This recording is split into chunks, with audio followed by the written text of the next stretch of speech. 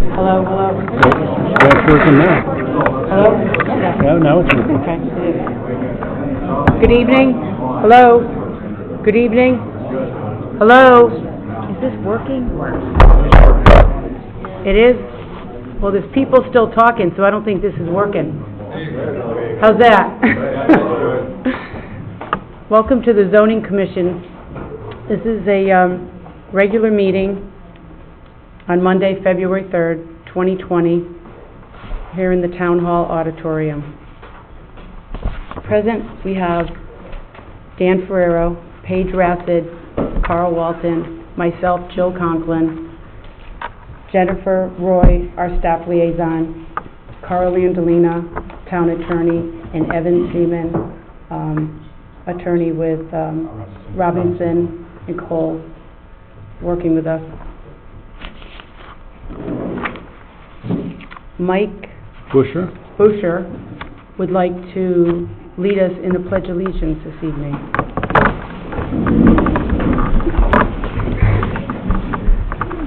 I pledge allegiance to the flag of the United States of America and to the republic for which it stands, one nation, under God, indivisible, with liberty and justice for all. Amen. I say amen. I always do.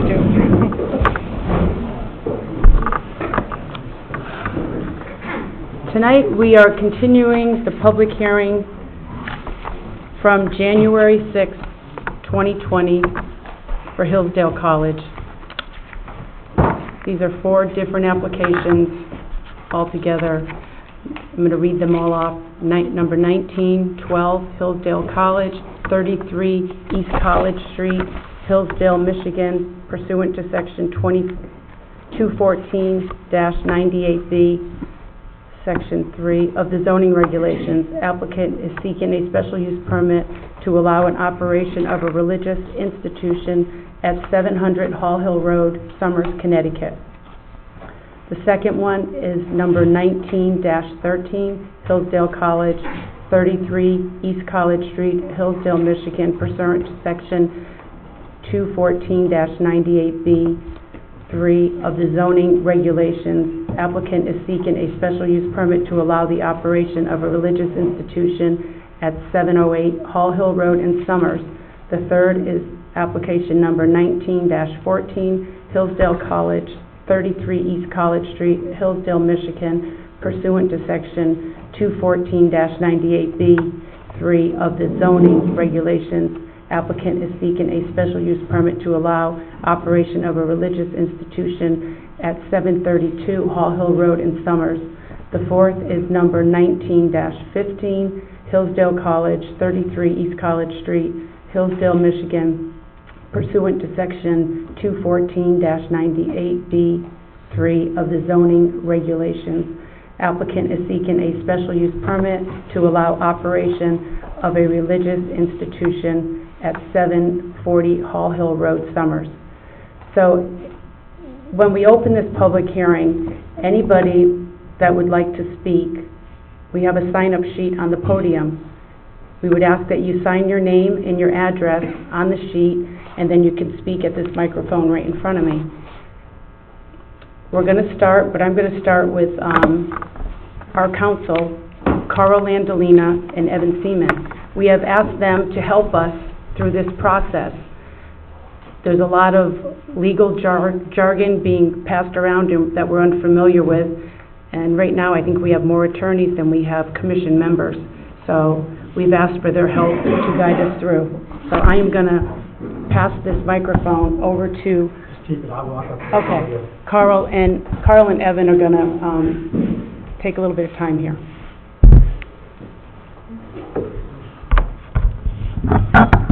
Go to the podium. Good idea. Use the podium. Why not? Good evening. For the record, Carl Landolina, Fabian Landolina, representing the commission. Everyone can hear me? Yes, okay. So before, I know there's been some changes to the application by the applicants, and some new drawings and new things to consider, but before we go into that, there's a couple of, I guess, process issues that I want to handle first off. In between the last meeting, sometime in January, and tonight's meeting, it has come to my attention that one of the members of the commission had viewed a video online. It actually was a video of a meeting that took place, I believe, in March of last year at a local restaurant. Representatives from Hillsdale College had been there, and the community was asked to come out, and it was sort of like a question and answer period for the community to learn more about Hillsdale College. So given that that information was not in the record at the time it was viewed by one of the members of the commission, I thought, in fairness to the applicant, that the video should be made part of the record. I will also say that there has been at least one request by a member of the public during this process through staff to have I guess they intended to introduce the video in any event. So given that fact and the fact that it was watched by at least, or one member that I'm aware of, I would like to introduce into the record a transcript which I had prepared. The video is about 52 minutes long, and I thought rather than watch it, we would have a transcript prepared that would be available to the public. They can come and get copies of it. The applicant, I think, has copies of it as well.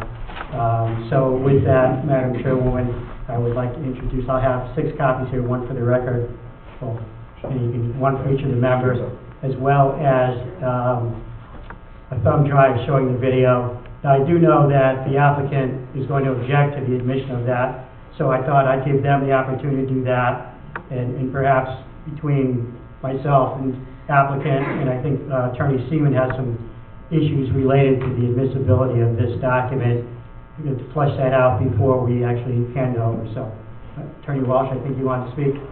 Absolutely. Yeah. Should I come up there, or do you want me to? Yeah, we can. Okay. Yeah. Thank you, Attorney Landolino. Just a few points. We submitted into the record on Friday a letter responding to an email from Attorney Landolino about this, and he spelled out in his email what he just told you. And we have a few objections to introducing the transcript. One, the video is just clearly irrelevant. The Supreme Court of Connecticut has said that when you're considering an application for a special exception, a zoning authority's function is to determine whether the proposed use is expressly permitted under the regulation. It's not pre-proposed use, it's not things that have been seen on social media, even though they involve staff from the college, it's the proposed use.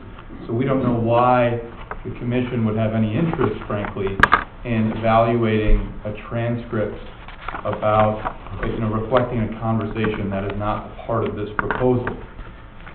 We also noted in our letter that to the extent the commission is introducing into the record this transcript at the behest of a commissioner, so that a commissioner or some third party might use it against the college, presumably to show that our planned use isn't what we've told you it will be, or maybe even to cast doubt on our sincerely held religious beliefs, that's inappropriate. It's also well established in Connecticut that commissions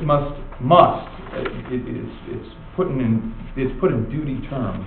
A commission must assume that a landowner who seeks approval for a permitted use will use the property for the permitted purpose, not a prohibited purpose.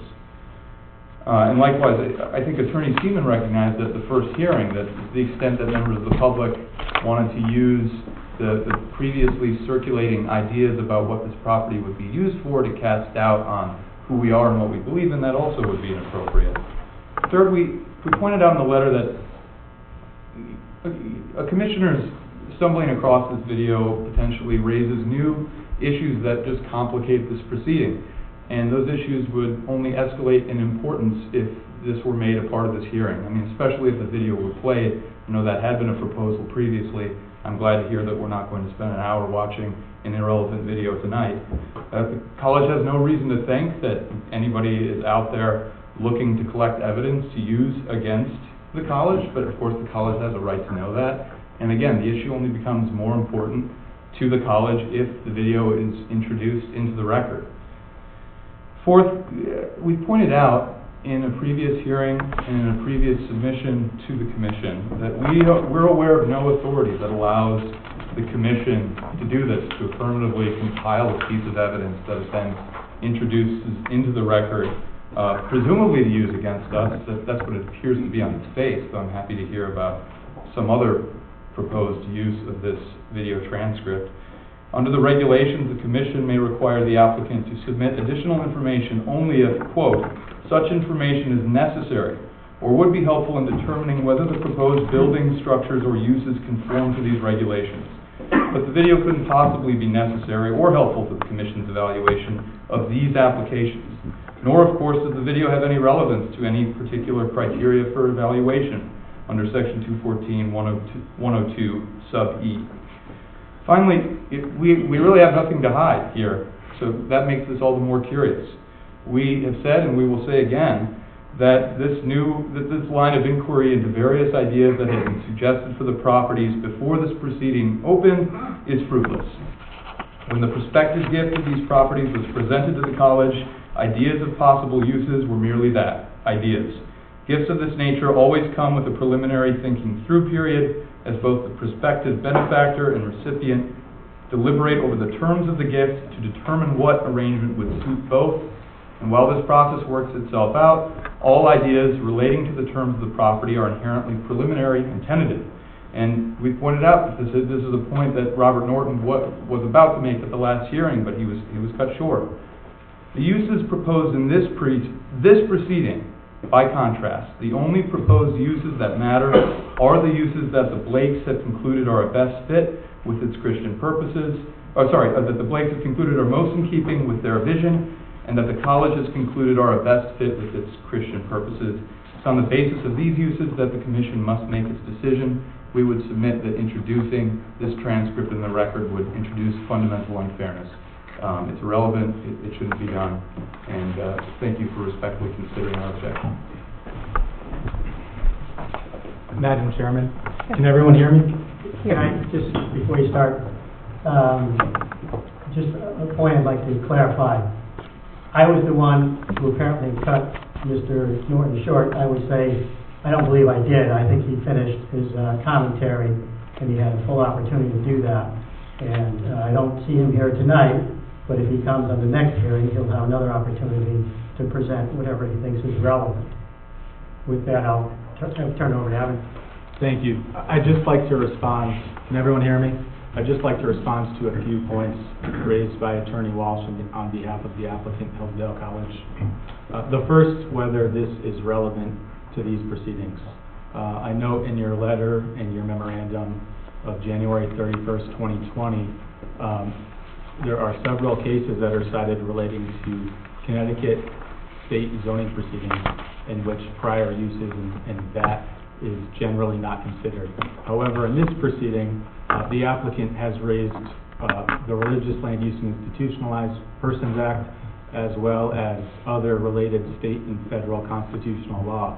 And under that law, the United States Supreme Court, in the context of a sister statute to RLUIPA, one known as the Religious Freedom Restoration Act, which I believe has also been mentioned in this proceeding, has noted that the question of whether a religious or a plaintiff's religious beliefs are sincerely held is a question of fact for the fact finder to make. So that is how this information is potentially relevant to this proceeding. I'd like to address the second point that I believe Attorney Walsh raised, and that is during the first proceeding in which he suggested that I said it would be inappropriate to consider the sincerity of religious beliefs. I reviewed the tape today, and what I said was I'd like to clarify the record and make sure that everyone is on the same page. It would be inappropriate to consider the propriety of sincerely held religious beliefs. In other words, no one can question the veracity of a religious belief. Everyone has different religious beliefs. That's okay. The issue of sincerity of religious beliefs is an area where the courts have held this is an issue of fact for the fact finder. On this issue, I prepared a very brief memorandum citing a few cases and also addressing a related issue. There were some requests sent by the Commission to the applicant addressing or requesting information from the something called the Presley and Helen Blake Center for Business Ethics and Entrepreneurship. And I note in the memorandum of January 31st, 2020, a similar objection was raised that this information would not be relevant. So this memorandum and the points I've just raised address each of those issues, and I do have copies for the commission, I have copies for council, and I'd like to submit that into the record.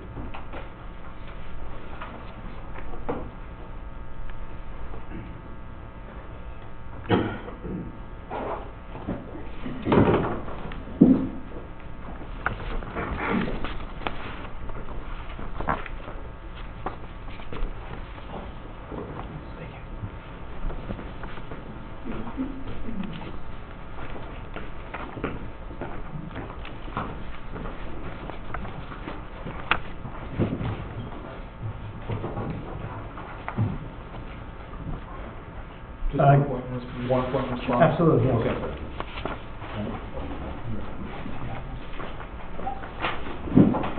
I want to be mindful of the chair's observation at the last hearing that the point of this exercise is not to go back and forth between lawyers all night. So, we'll rest on our papers and we'll submit more papers to answer objections that are raised by your counsel. But of course, it's all relevant, so we have to address it one way or another.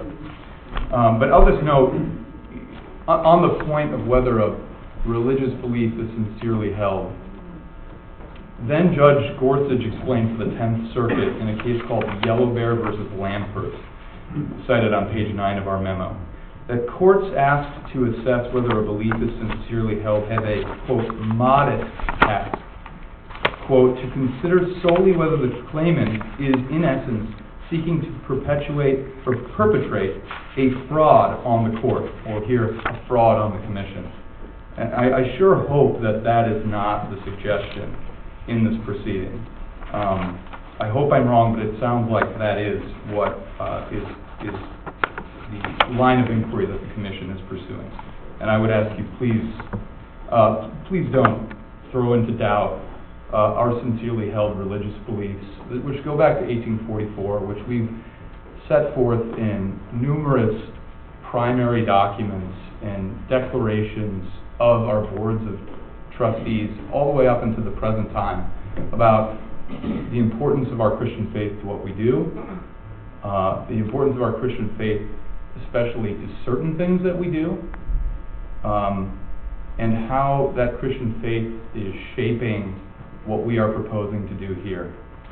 Thank you. Thank you.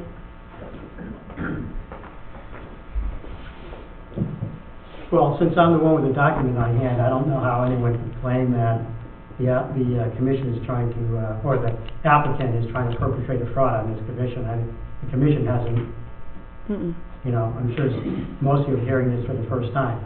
So, given the fact that clearly, since this was an extra record material, and it was viewed by one member of the commission, I think in every case where this has come up in my years of practice, in fairness to the applicant, you would submit the document. Now, apparently they don't want us to submit it, but I think in fairness not only to the applicant, we've got other aggrieved parties out there, i.e. people who are statutorily aggrieved who have property within 100 feet, I think would be remiss if we didn't introduce the document. And based upon Attorney Seaman's recommendation and mine as well, I would ask that the document go into the record, and the applicant will have full opportunity to argue its relevance during this hearing and the next as well. I assume we're going to continue this beyond tonight. So with that, I would ask that the document be entered into the record, and we can move on to the next thing. If we don't know, Madam Chairwoman, unless you tell me you don't want it. No, I'm just saying, if we don't know what it is, how do we know that only one person Well, I don't. saw it? Well, that I don't know. I mean, Because I've only maybe, spoken to one person. Lucas isn't here. I don't know if Dan or Paige, I might have even seen it. Ryan Walsh for the record. I'm happy to read, or you could read, Attorney Landolina, the paragraph in our letter, which was sent to you, but presumably shared with the commission about what it generally concerns. That's fine with me. Well, I thought I explained, Well, this was a meeting that was videotaped I do from know Joanna's what you said, restaurant. yeah, okay. That was posted, I believe, on Linda Louise Lucas's website. It's 52 minutes long. where she taped the made a video of that meeting in March 5th, I believe, at, I think it was Joanna's Restaurant. So that's what we're talking about. And you also said someone from the public mentioned that, Yes, someone So had, we can't control what the- Jennifer had told me that, right? when we had this discussion, that at least one member of the public had viewed this and wanted to bring this in and make it part of the record. So I think we have to accept it, Well, right? Because whether you accept it from the member of the public or from me, I guess, is, I don't think I ever tell the public not to put something in, you know, if it's, well, there are limits, I mean, but until you see it, how do you I know? don't think this is approaching the limit. Okay. So, all right, thank you. I assume that it's okay to distribute this. Yes. It's your call. Yep.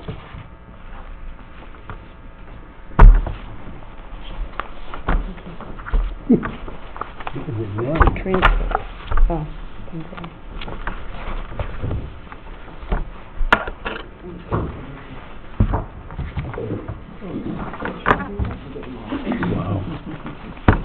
I don't have anything further, Madam Nothing? Chairwoman. I know that there's been some changes to the application, so you want to hear from the applicant. Yeah, we're gonna have to share this microphone. sorry. One of our microphones is not working. So, before we start hearing comments from either Hillsdale or the public, I just want to say that, you know, this is our third public hearing, a continuation, that we want to look at new information. So if you do come forward and speak, please be sure that it's something that you haven't already told us, or, you know, something new to the record. Okay, so Hillsdale College is going to speak next. One last piece on the transcript. We would like to know, as a matter, and have it in the record, how it was paid for, how the transcript was paid for. So maybe the attorney, maybe one of your lawyers could address that at the end. How was it paid for? Yeah. Well, right now, I paid for it. And Okay. I'm going to build a commission for it. Okay, you're going to build a commission. Okay. I'd like to briefly introduce two new members of our team. Dwight Merriam, here in the front, is a land use guru who has co-edited many treatises on the subject. Whatever I am, it's not that. I'll let you describe yourself. He is a co-editor of a couple of volumes on Connecticut zoning law and zoning law more generally. He has a national practice. He is happy to be on board, and we're happy to have him. Also, Daniel Dalton, in the third row, is a land use attorney based in Michigan. He has a national religious land use practice, and his Pro Hoc Vice application is in process, and we're happy to have him on board. Tonight I'll speak for a few minutes. I'll turn it over to John Parks, who will give you more details about the conveyance and reconfiguration and the details. I'll then turn it over to Mr. Merriam, Attorney Merriam, who will address a particular issue, and then we'll turn it over to Jay Ursery to discuss a few matters pertaining to the site plans and the Commission's questions. So we've already mentioned we submitted a letter regarding the video transcript. That's in the record. We also want to note for the record that we submitted a litigation hold letter. We've also submitted a third supplemental memorandum. I want to touch on a few points in that memorandum. Again, we're not going to reiterate legal arguments, but there are a few points in the memo that I think will be of interest to the public, members of the public who have not yet seen the memo. So the first is, in part one, this is page 1 of our memo, we have what we've titled Updated Plans Regarding Blake Center Chapel. May I go forward? I wasn't sure. I'm sorry. I'm Oh, no, sorry, that's we're just okay. missing the pen from the one over there. Got it. So people sign in. So, as the college has explained, the use of the Blake Center Chapel, which is previously designated solely as a standalone building on what is currently 700 Hallville Road, will be central to, it will feature prominently in the college's programming at the Blake Center, which it is a key part. It's not a separate thing. It's part of the Blake Center, and it's central to it. We've described in previous memoranda what will happen at the chapel, and we've provided some detail as to how what happens in the chapel will be integrated in the programs that will take place at the Monticello building. But there have been 2 objections that have been raised that relate to the relevance of the college's proposed chapel, and that have prompted the college, wishing to avoid needless legal disputes, to make corresponding adjustments to its plans for the Blake Center.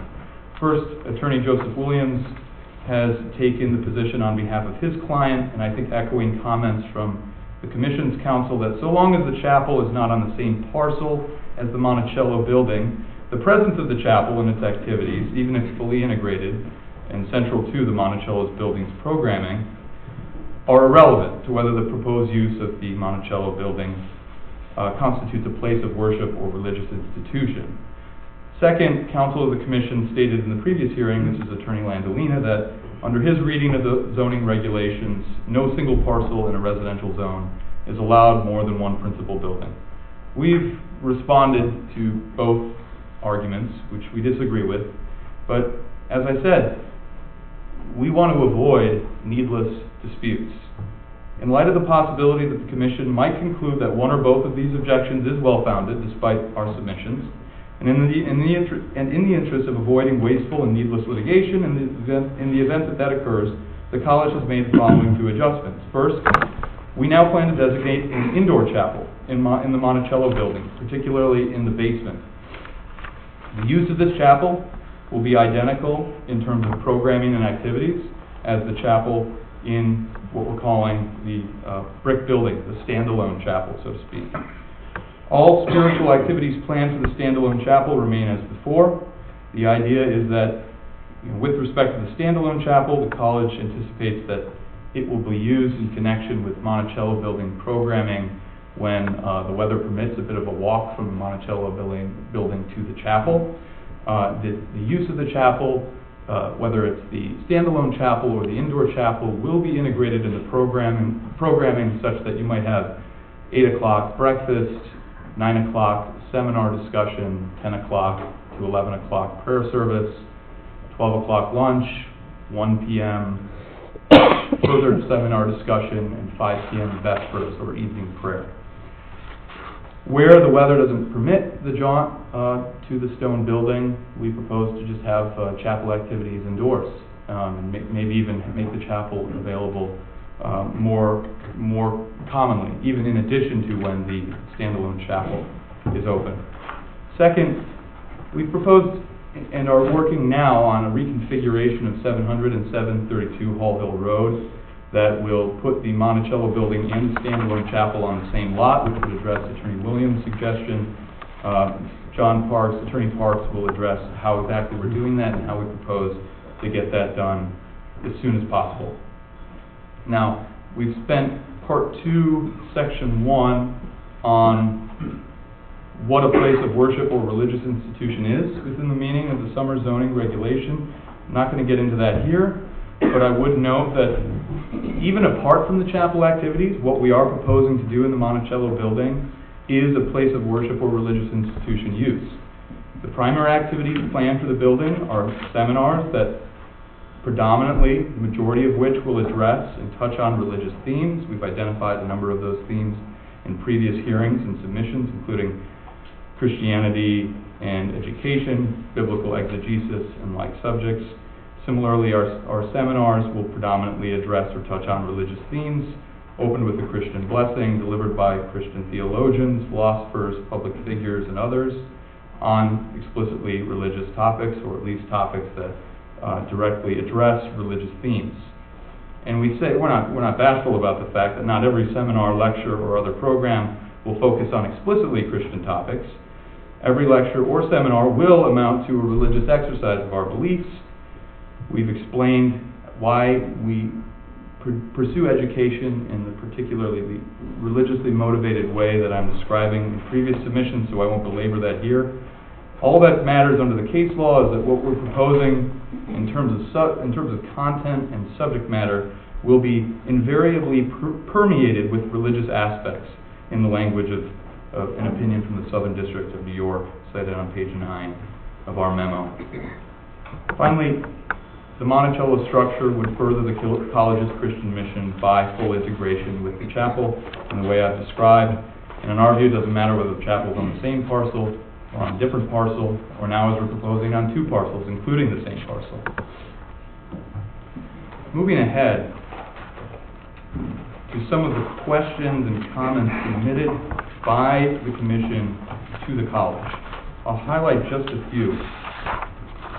29, as I've already said a minute ago, you've asked how will the seminar topics compare to the course offerings that Hillsdale offers on its campus and other satellite campuses locations the applicant operates. We say the Blake Center will focus most of its events, including its seminars and lectures, on topics or issues relating to Christianity and faith generally, devoting far more time to these issues and topics as a proportional matter than it does in Michigan or at its center in Washington, D.C. These topics will receive similar emphasis in what we regard as their importance to what we do and our mission, but they will be a focus of the Blake Center for Faith and Freedom, as the name suggests.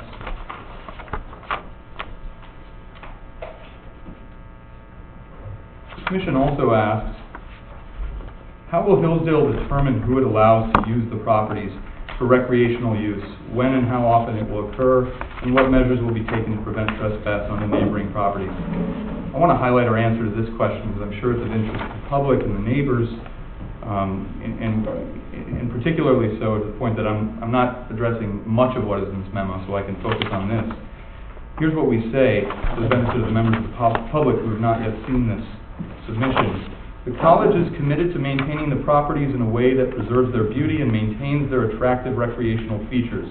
Yet, mindful of concerns expressed by some nearby residents regarding the college's proposal to open up the properties for general recreational use by neighbors, as the Blakes do now, and as described in the college's December 23rd supplemental memo, the college now anticipates adopting a use-by-permit system, requiring would-be users of the properties to seek and obtain permission from the college to enter the premises for certain recreational or other purposes, as well as requiring those guests to check in with the grounds crew upon each entry, depending on the terms of that particular user's permit. The college intends to use this permitting system to control access to the properties so that there are no negative collateral impacts on the neighbors. In addition, the college anticipates installing no trespass signs in various key locations throughout the properties.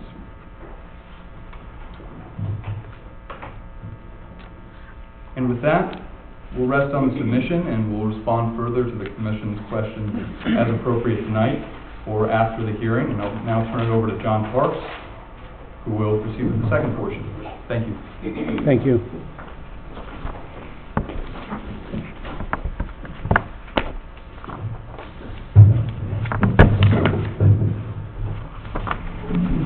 Good evening.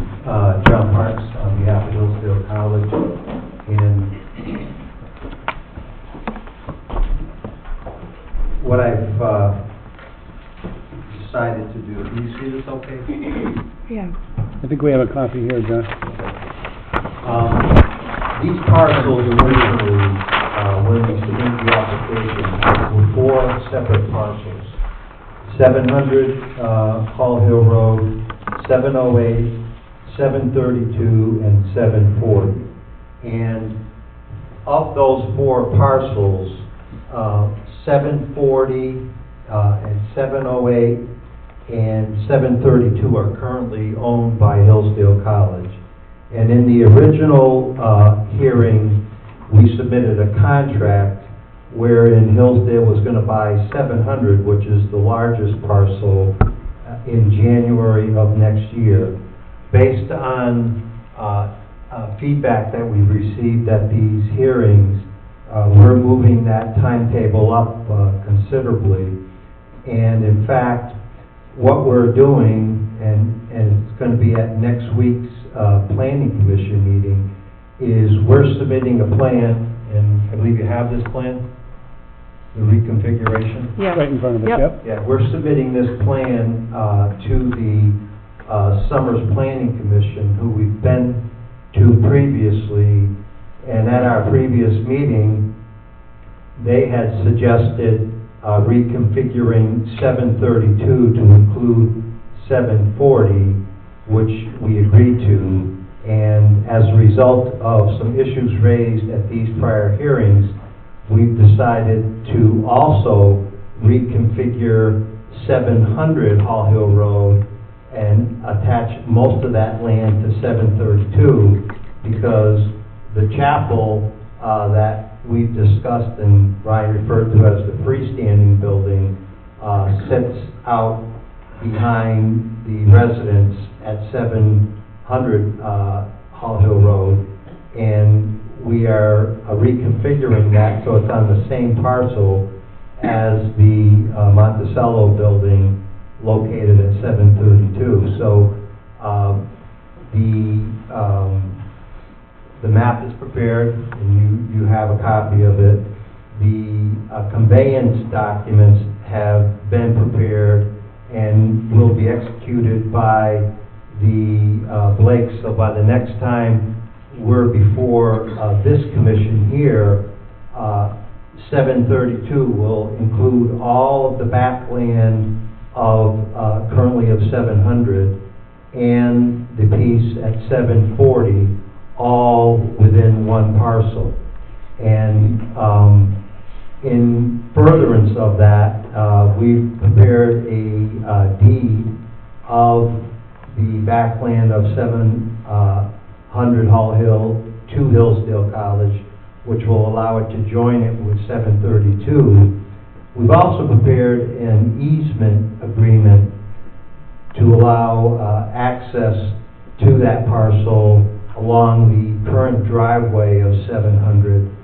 And in addition, we have, and I believe it was in answer to one of the commission's questions as to what's going to be going on at 700 Hall Hill, we've also prepared for the Blake's execution a use and occupancy agreement, so that by the next time we're before this commission, not only will Hillsdale College be the owner of the majority of 700, but it will have the right to use and occupy the portion that is not being conveyed to them at this time, which in fact will be conveyed on the original timetable of 2021. But in the interim, Hillsdale will have full right to use essentially the entire 700 Hall Hill Road. Some of it as the owner, namely the rear land, and some of it as the prospective purchaser with a current right to use this property. We've hired J.R. Russo for this, and they prepared this map, and Jay Ursery is here, and later in this presentation he'll describe this in a little more detail and sort of the technical aspects of it, but that's the overall proposed change that we are showing here on this map.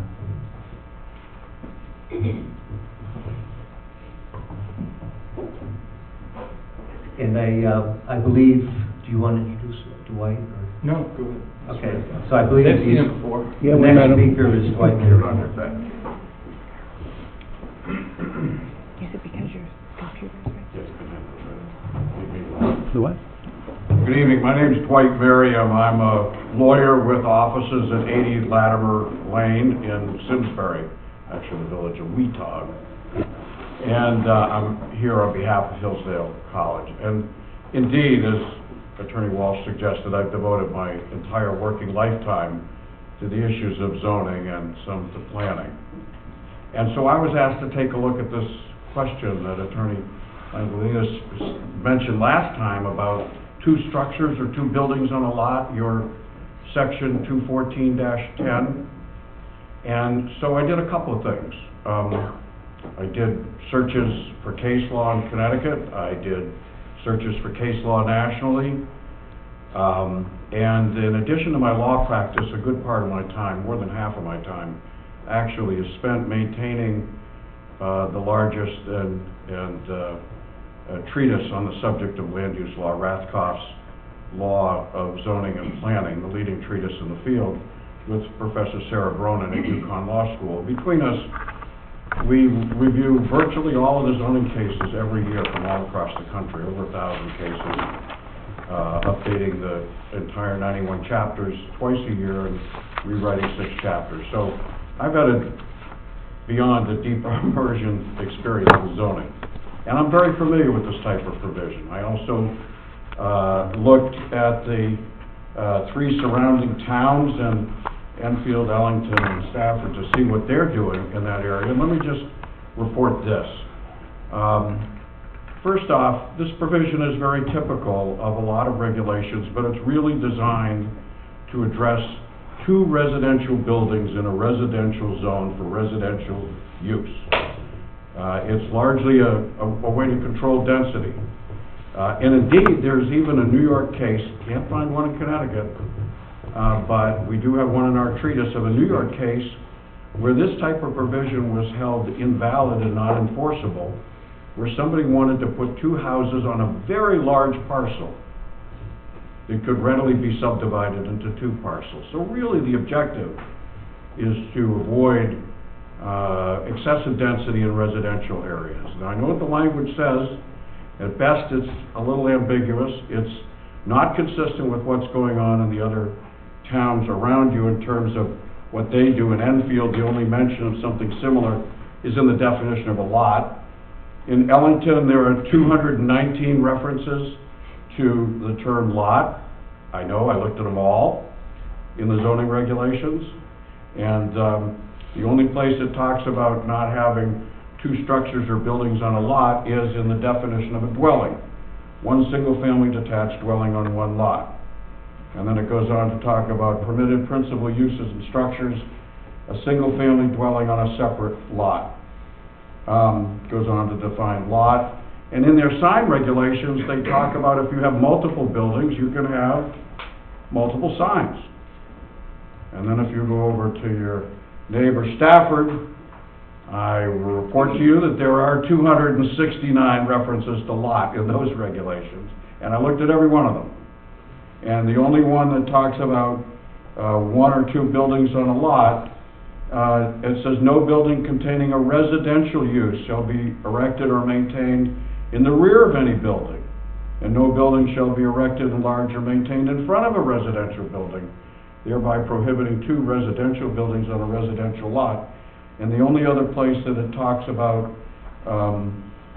two residential structures on a lot is with what they refer to as a mobile home manufactured single-wide unit. So that's what's going on around your neighbors. No cases in Connecticut interpreting a provision exactly like this, but I'm telling you, I cannot find a single case of a special use permit, special permit, special exception in this state or in this country which prohibits 2 buildings on a lot with a permitted special use permit. And so last thing I did, actually the first thing I did before I got deep into the case law, why don't you give a fine, let me take a look at this. It's a quick tour of your town on this issue. So, Not us. Not us. well, I know what it caucuses is. are in Iowa tonight, maybe somebody's tapping into the voting system. Oh, the Russians. So here's what I did, and I'll end with this. You can tell this is what I do for a living, so I'm kind of interested in this, and this was happy to have the opportunity to go out to help all of the stakeholders here, commissions, your council, and of course our client. And my opinion is that your regulation should be interpreted to allow multiple buildings or structures on a single lot for a special use permit that enables a non-residential use, in this case, a religious institution. So look under tab 4, if you will, with me, please. And I gave one to Attorney Landolina before we started the meeting tonight. And so what I found was, well, first of all, I went, and I'll go through those at the beginning of the tabs, but I did one of the online search things find a religious institution, find a place of worship in Summers, and I found 3 places of worship showed up on those maps. So then I went to the satellite images and went down on those images. Then I went to your assessor's records and found out how these were treated. And then I went to the street level photographs, and I have those for you. But with those 3 religious institutions, number All Saints Church, Congregational Church of Somersville, and the Summers Congregational Church, they're all in one lot, and they all have 2 buildings, and the 2 buildings are all similar in size and relatively similar in value.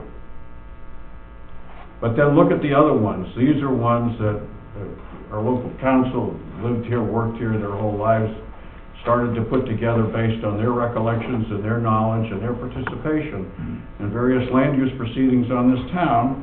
And we identify a total, including those 3 religious institutions, of 16 instances of single lot, multiple structures or buildings.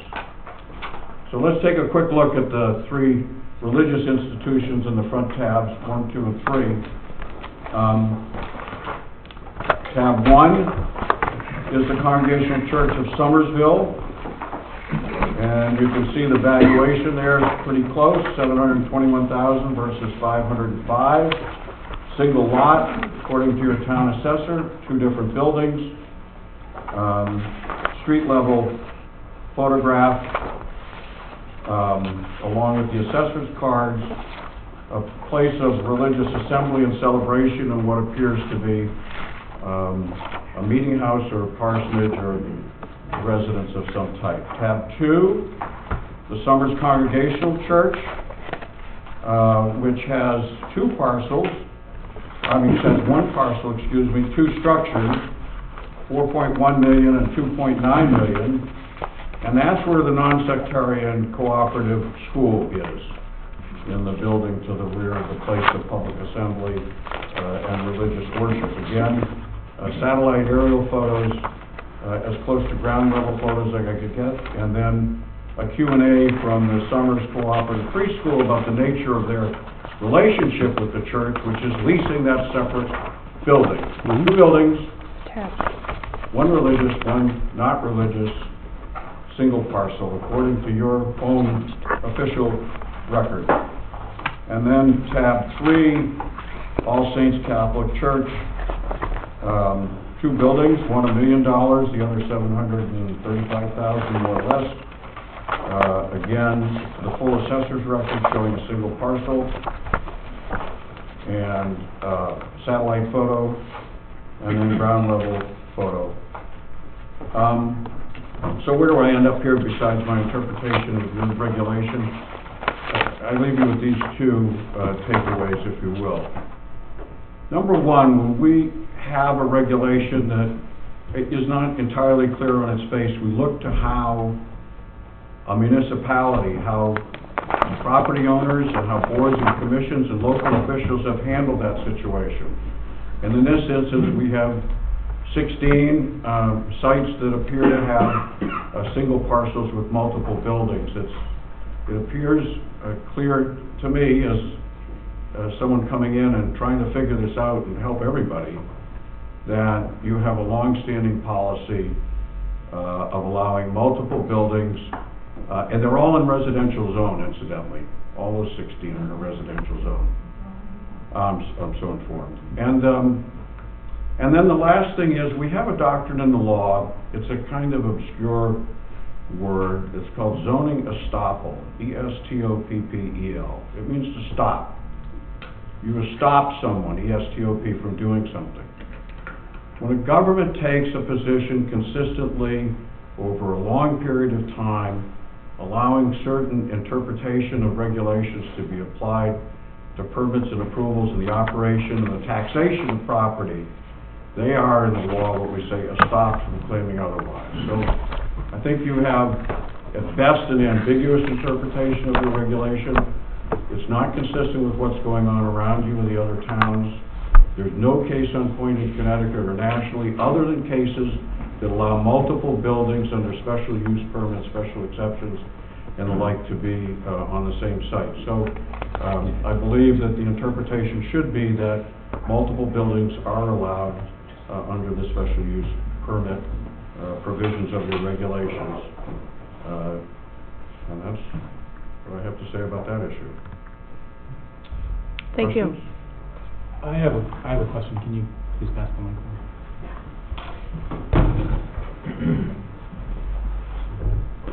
Can everyone hear me? Thank you for that. I think one thing that would be helpful for the commission would be to know kind of the context of these zoning approvals. And I don't know if you have looked into this or not, but do you know if any of these 16 examples were approved before the enactment of this provision that you've addressed? And secondly, do you know, in connection with those approvals, were any of them approved as accessory structures, buildings, uses, as opposed to principal structures, buildings, uses? I have inquired as to the first question, and I'm told that some of them are fairly recent, one of them 10 years. And so the other folks on our team can speak to that issue. And as to whether they're principal or accessory uses, no, I haven't looked at that. And I know you know that this dividing line between principal and accessory uses is by no means definitive. And we are lost in the weeds if we get into a discussion about what's accessory and what's principal. We need to focus on the use. What is the overall use being proposed? And that way, we'll find our way through this problem. But if we start trying to push stuff on one side or the other, I think it's not going to be productive. But those three churches that I found, as I said, very similar in size, very similar in value, called out by your assessor as multiple buildings on a single lot. So if those would ever be principal uses, those are principal uses. Excuse me. No, you can't interfere. Excuse me? When we open it up to the public, that's when you're gonna have your... That's just for clarification. All Well- right, thank you. I'll ask one of our members of the team to respond to at least that first question, Mr. Seaman.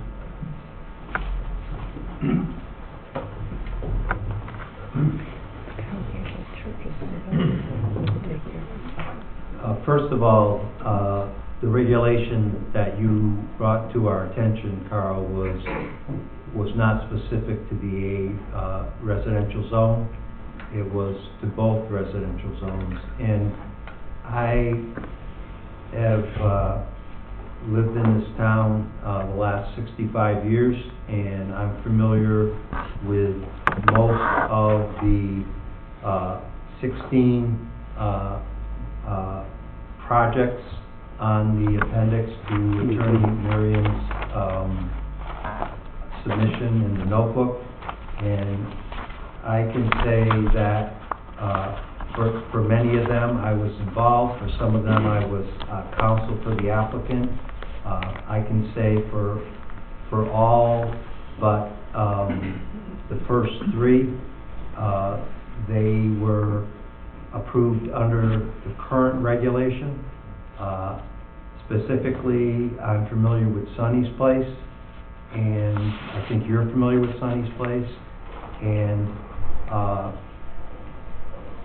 there's probably 15 different uses there, maybe with a dozen different structures, and I defy anyone on this board to point out which of them is accessory, which of them is principal, what they're accessory to, because in 1990, there was a young Carl Andolina and a much younger John Parks who were in Superior Court over the approval of the Ventura Golf Center, and it's come a long ways since the 1990s, and many of those uses are far afield from a commercial golf center, but they were all approved by this board.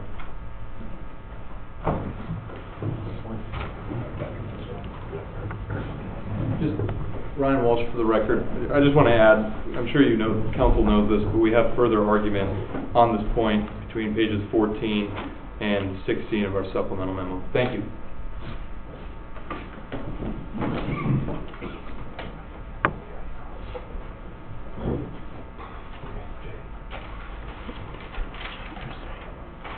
If I might, for the record, could I interrupt just 1 second? Just going back to this document, I don't have questions, I have a statement for the commission. Many of these uses, or several of them are multi-family uses, so I think you can take the law from them. I know, for example, number 5, the town is not subject to its own zoning regulations, so those Right. require a permit. But even if you take those out, there's still some examples, I think, that go to Attorney Marion's point, and you can decide for yourself. If I'm reading you correctly, the crux of your argument is that with a special use permit, that's sort of different than permitted uses as of right. That's one of your arguments, right, Attorney Marion?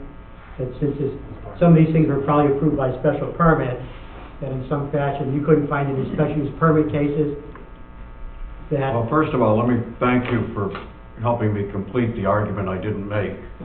And that is that you have multiple residential uses on single lots. Right. In some of those cases, In which is multifamily zones. contrary to some of the plain language of Section 10.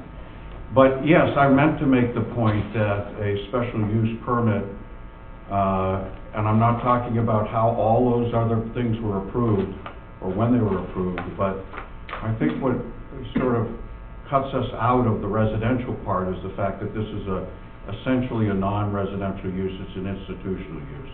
So yes, I meant to make that point. Well, that was made in the memo by Attorney Walsh as well, correct? I mean, Yeah. That this didn't, these are non-residential uses that are permitted in a Right. residential zone? It shouldn't, in our view, it shouldn't make sense under the argument you proposed at the last hearing, Attorney Landolina, whether it's a special use or a permitted use, so long as it's a non-residential use. Under the view that you were propounding, one could not have more than one principal building, and that would lead to, in our view, absurd results. For example, you couldn't have a campground with more than one camp building on one parcel, because a camp use is different from a recreational use under your schedule of permitted Yeah, uses. but I don't think there's any uses under the regulations in residential zones that are permitted as of right, i.e. without a special permit, other than single-family houses or maybe in one of the zones a multi-family house. So all the other uses would require, in fact, a special permit. Again, I don't want to belabor these points at the hearing. We're happy to supplement our response to that argument, and we'll continue to develop the point.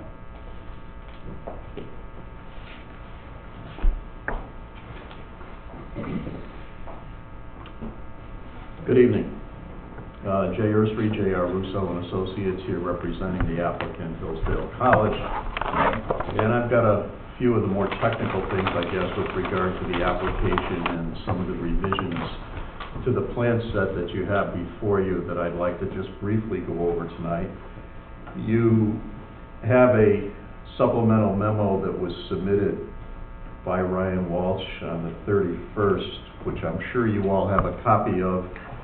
And this addresses, I think, most of the questions that are in the revised memo that was submitted 121 by Jennifer to us for some additional information. So I'm not going to go through every one of those items. I think if you go through the memo that Ryan submitted, you'll find that most of the questions were answered there, but I am going to talk about a few of them as we move forward.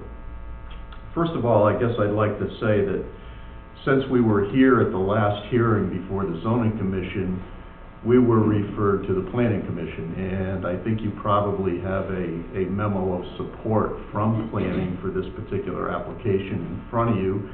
They did review it. We sat with them for an hour or so and went through the application, and they did come up with some suggestions that we took into consideration, and we made some revisions to our plan set. And we've talked about some of those here tonight in terms of configuring parcels and combining parcels. They made that suggestion, as well as I think you at some of the earlier hearings that we had. So we've made some of those adjustments in the plan set, and we plan on submitting to planning next week with those applications to move that forward.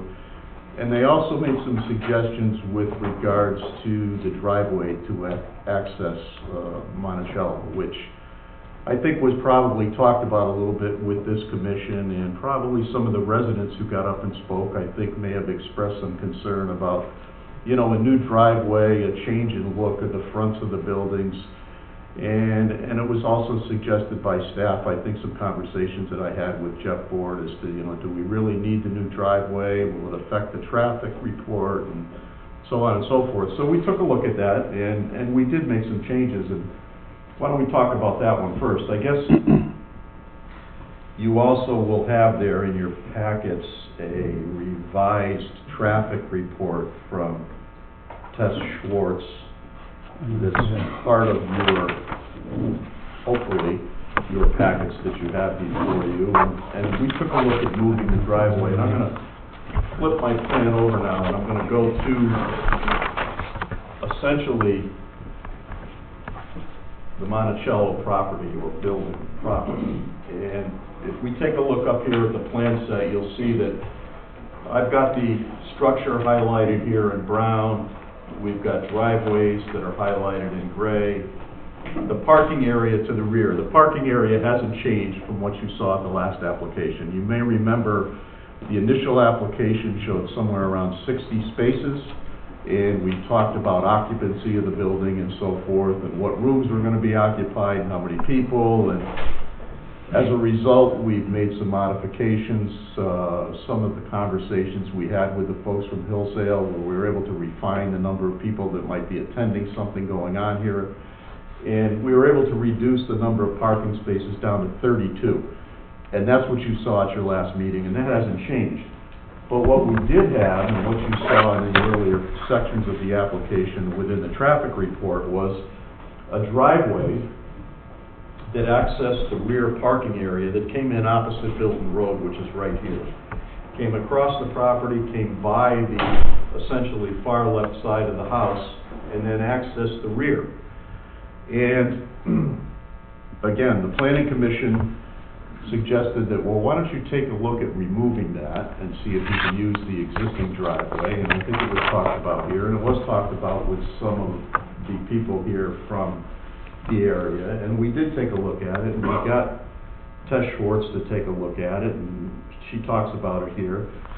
So we moved it, and we find that it really doesn't make a big difference, or no difference really at all, in terms of the traffic itself. The sight lines are still sufficient. You have new sightline plans that were prepared as part of the application. Those have been submitted. And the sight lines that are available for turning movements at that driveway exceed the requirements by the state DOT. And her report talks about that, and she comes up with basically the same conclusion that she had before, is that there's not going to be any negative impacts to the traffic in the area based on this driveway location and the traffic that we anticipate. One of the things that I mentioned at the last meeting was that, and I think it had to do with Scott Hesketh, he took a more conservative approach to his report, but essentially came up with the same conclusion, is that there were no traffic issues. But I mentioned that Tess Schwartz had run 10 times the proposed traffic, and I indicated to you that it didn't change the levels of service, but it wasn't included in her report. So we asked her to include it, and it is now. And just so you can take a look at it when you have time, and I know you probably haven't yet because you haven't had this long, but if you go to page 4 of her report, she added that column here. It says 10 times billed trips, which essentially she magnified the traffic volumes that we're proposing with the 32-car parking lot by 10 times, and you'll note here that none of the levels of service change. They're still all A's and B's. There's no difference. So essentially what we're saying here is that the streets in this area are more than capable of handling our traffic volumes, and in fact can handle more than 10 times of what we're proposing. So that's in your packet. She's not here tonight. You do have this, and I'm not sure if I sent it to you, Carl, but I'm sure you're going to want Scott Hesketh to take a look at this again along with the new plans, and we'll make sure that that information does get to Scott so that he can take a look at it. Along with the relocation of the driveway, obviously some other things changed in terms of site lighting. There's not as many lights now. They've been reduced substantially because we now have one driveway. The amount of impervious coverage changes. There's less impervious coverage than what we had before, so the drainage report changed. The drainage basin itself changed, and you have a new drainage report that was submitted. There are 0 increases in runoff for all the storm events. That's part of the package that will probably be reviewed, I'm assuming, by Jeff Ford. We don't see any issues with it. It'll function fine. Again, there's still no impacts to wetlands. There's nothing in the wetland itself, and there's nothing within the wetland regulated area or the upland review area, so there's no need for a wetland permit. In terms of the site lighting, you have a new photometric plan that was submitted. There's no light trespass on any of the adjoining properties next to this particular property. And there was a question at the last meeting, and I'm not sure who brought it up, I really don't. Lucas. Lucas did. Okay, Lucas, about the site lighting and being Not having, night sky not having compliant. the stamp of whatever he was I looking think, for, official yes. approval of. And I'm gonna be honest, I didn't know what he was talking about. And I see there's a letter attached. I'm looking at full cutoffs, and we still use those, but anyway, we did some research and we were able to come up with, and this is part of your packet, Mhm. a letter from Mr. David Crawford, who is founder and retired CEO of the International Dark Sky Association. Mhm. And he has taken a look at the lighting we're proposing and come to find out these are dark sky compliant and apparently a pretty good light. So our lighting consultant picked a good one. I don't think we have any issue with that. And that's part of the, in your package that was submitted. So that's a general overview in terms of some of the technical stuff and changes to the plan set.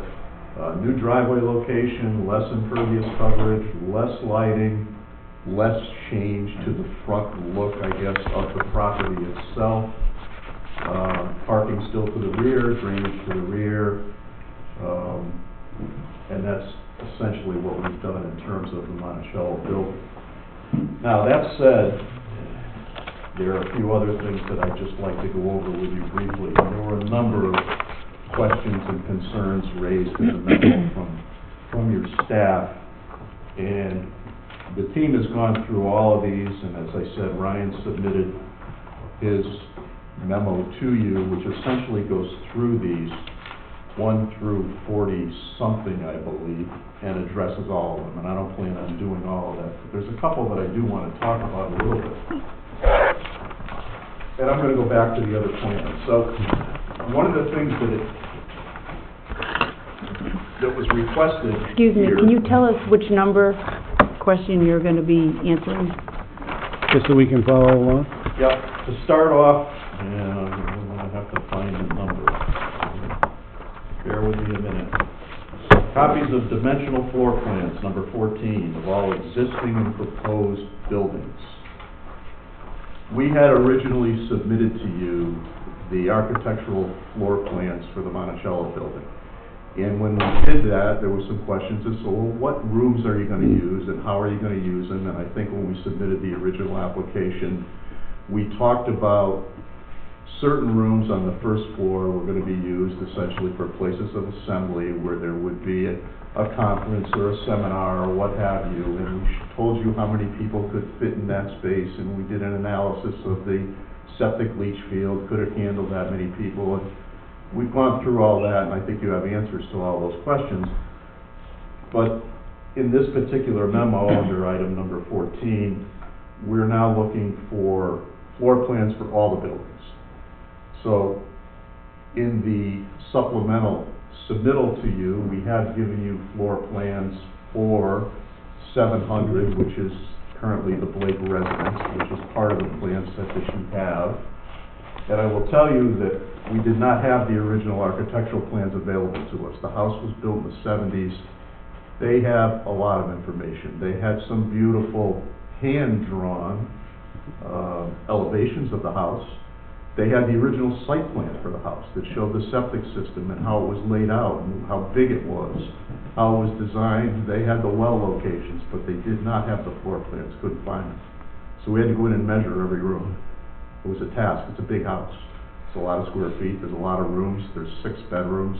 I don't even know how many bathrooms, but anyway, you have those. Okay. And I guess in terms of reference to that, one of the things that we want to talk about a little bit, and we haven't really determined yet, but it came up at one of the meetings here in terms of, well, what are you going to use the house for? And I think Ryan probably talked a little bit about it, and I think it's in some of the memorandum that you have, is that Hillsdale plans on having an office there for some of their staff, and they wouldn't be there full-time, but there would be people there coordinating what goes on at the Blake Center. So there's going to be some office space that's available there, and that would be on the first floor. There's a library there that we probably will utilize, and at certain times, there'll be some visiting clergy to address some of the folks who are at the Blake Center, and they may use some of the bedrooms on the second floor to stay over for a night or two while they're there. So those uses will take place at the Blake House. And I'm guessing at some point in time, and we can probably work this out between now and the next meeting, is to exactly what rooms are they going to use, where's the office going to be. We can look at the bedrooms upstairs and tell you that, you know, they're going to use this one, or this one. I'm not sure that it's really relevant. We can do that, and I think probably a sit down with the staff here before the next hearing, just to work that one out as to what space are we going to use and how many square feet is it going to be. But in general, there will be some staff people there. There's going to be an office there. There will be a library there, and there will be some visiting clergy who will be staying overnight and using some of the bedrooms on the second floor. In terms of looking at the septic system, as we did with Monticello, we should do that here, and we're going to get together with Steve Jacobs and talk about that, although I will tell you that it's a 5-bedroom septic design, and I'm going to call it essentially a part-time use of what will happen there once the Blakes leave the residence. Will not even come close to overtaxing the septic system that's there. It's a very large system, so I don't see any issues there, but we'll go over that with Steve. In terms of the building next door, which I'm going to call the Wayne Dumas house, we submitted full architecturals for that house, and you have those. We have floor plans, we have all the plans. That house isn't that old. I think it was built around 2010 or somewhere there's about. So all that information was available. That, there's the answer to my question. No, I think that's a 6-bedroom house. That one's even bigger, believe it or not. Square footage-wise, maybe not quite as big as the Blake residence or Monticello, but 6-bedroom house, 6-bedroom septic design. Wayne Dumas is going to continue to live there. Wayne is going to stay on as part of the Hillsdale staff, along with the, I think, 3-man crew, if I'm not mistaken, that does all the maintenance there at the facility in terms of the grounds and the buildings and so forth. Hillsdale plans on keeping those people there. Wayne is going to continue to live there. So there will be no change there in terms of the use of that residence. That said, there will be an office space there, and I think initially we were probably talking about using what most of us consider a bonus space over the garage area that would be utilized probably by one of the clergy who would be giving information and talking to people at the chapel, whether it be at Monticello or at the chapel behind the Blake home, or the Stone Chapel, I guess we'll call it, for lack of a better term. So there is going to be some space there to be utilized by clergy from Hillsdale, and again, I think we'll probably have to sit down with staff and talk a little bit about that, and with Hillsdale to define exactly what space that might be. But again, we're not talking about full utilization of the septic system that was designed for a 6-bedroom house where we really have maybe Wayne there full-time and probably no one else. So it'll be underutilized at best, but that's something that we can sit down with Steve and talk about and we can do an analysis of that system as well and get that information on the plans.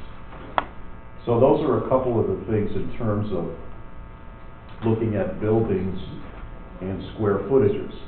Now, I will tell you that there are other small buildings located on what's now 700, and if you look at the plan set that you have, you'll see them, and they're out here behind the building, and there's a number of them, and we're giving you square footages of each. And the one that I'm going to kind of highlight here in blue is a stone, I'm going to call it a barn for lack of a better term. It's not very large. The overall outside footprint's about 1,400 square feet. That's the building that we propose to use as a chapel. We talked about it at the last meeting and maybe the one before. I think you got your finger right on it, Joe. Yep. It's very small, and it's going to need renovation work. I didn't give you a floor plan because, to be honest, there's nothing in it. It's just wide open like this room. Easy to draw. Yes, very easy to draw. 4 lines. The 1,400 square feet is the outside dimension. The walls are between 1.5 feet and 2 feet thick because it is stone and masonry. So the inside dimensions are much smaller. And by the time we build an altar and maybe some closet space and so forth, the area that's left that will actually be seating for the chapel itself will be much smaller than the 1,400 square feet that's there. It's probably going to be somewhere in the range of 650 to maybe 700 square feet, and we start looking at occupancy loads and how many people we can fit in there. It's probably somewhere around 45, 48, maybe 49 people, but something less than 50 because the usable space is relatively small.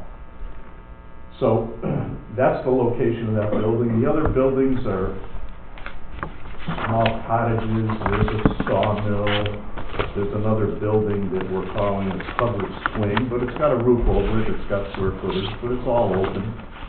It's kind of a unique area. I don't know how many of you have been in there, but it's got a driveway that runs all the way around it. You can drive through and kind of go through it. It almost reminds me a little bit of like a little Sturbridge village, I guess, but none of these buildings are heated, I don't think. They don't have, most of them I don't even think have electricity in them. Not sure what they were used for. Some of them were used for storage. There's grounds maintenance equipment in some of them, but most of them don't have anything in them. And they're all accessible from 700, from the Blake's driveway. They're also accessible from the Monticello property. And we talked about this at one of the earlier hearings, and if you look at your plan set, you'll see that there's a driveway. It comes from the back of Monticello, winds all the way back around here and comes through and gets over to the back of what is currently the Blake's residence. It's behind Wayne Dumas's house, and they're all, the driveways are all interconnected. And you can drive a small car or a truck or some kind of a gator type vehicle or whatever you might want to get around in, or a golf cart. When I was there getting the tour the first time with Wayne, we drove around in one of those John Deere Gator type things and didn't have any trouble getting around. So they're all accessible to each other through the properties, and obviously they're all accessible on Hall Hill Road as well. If you wanted to drive out on the road and go in or out any of the driveways, there's accessibility in those locations as well. So if there's any other information, and I think probably, again, as I said, a sit down with staff to talk more specifically about which rooms in these other 2 residences are going to be used and how many square feet they are, and we're probably going to get into a little bit, as Ryan had talked about, the chapel that'll be located within Monticello itself, and it'll be a portion of the basement area. Right now, the basement's just one big open room, probably, I'm just guessing, twice the size of the room that we're sitting in here. It's large. Mm-hmm. However, on one end of it, it's all glass with windows that are looking out to the south. It has an elevator accessible to the basement area. Obviously, it has a stairwell that's accessible to the basement area. And on that south end is where I envisioned the chapel, and after talking with with Ryan and Bob Norton and some of the staff from Hillsdale, and after they thought about it, seems to be the right place to put it.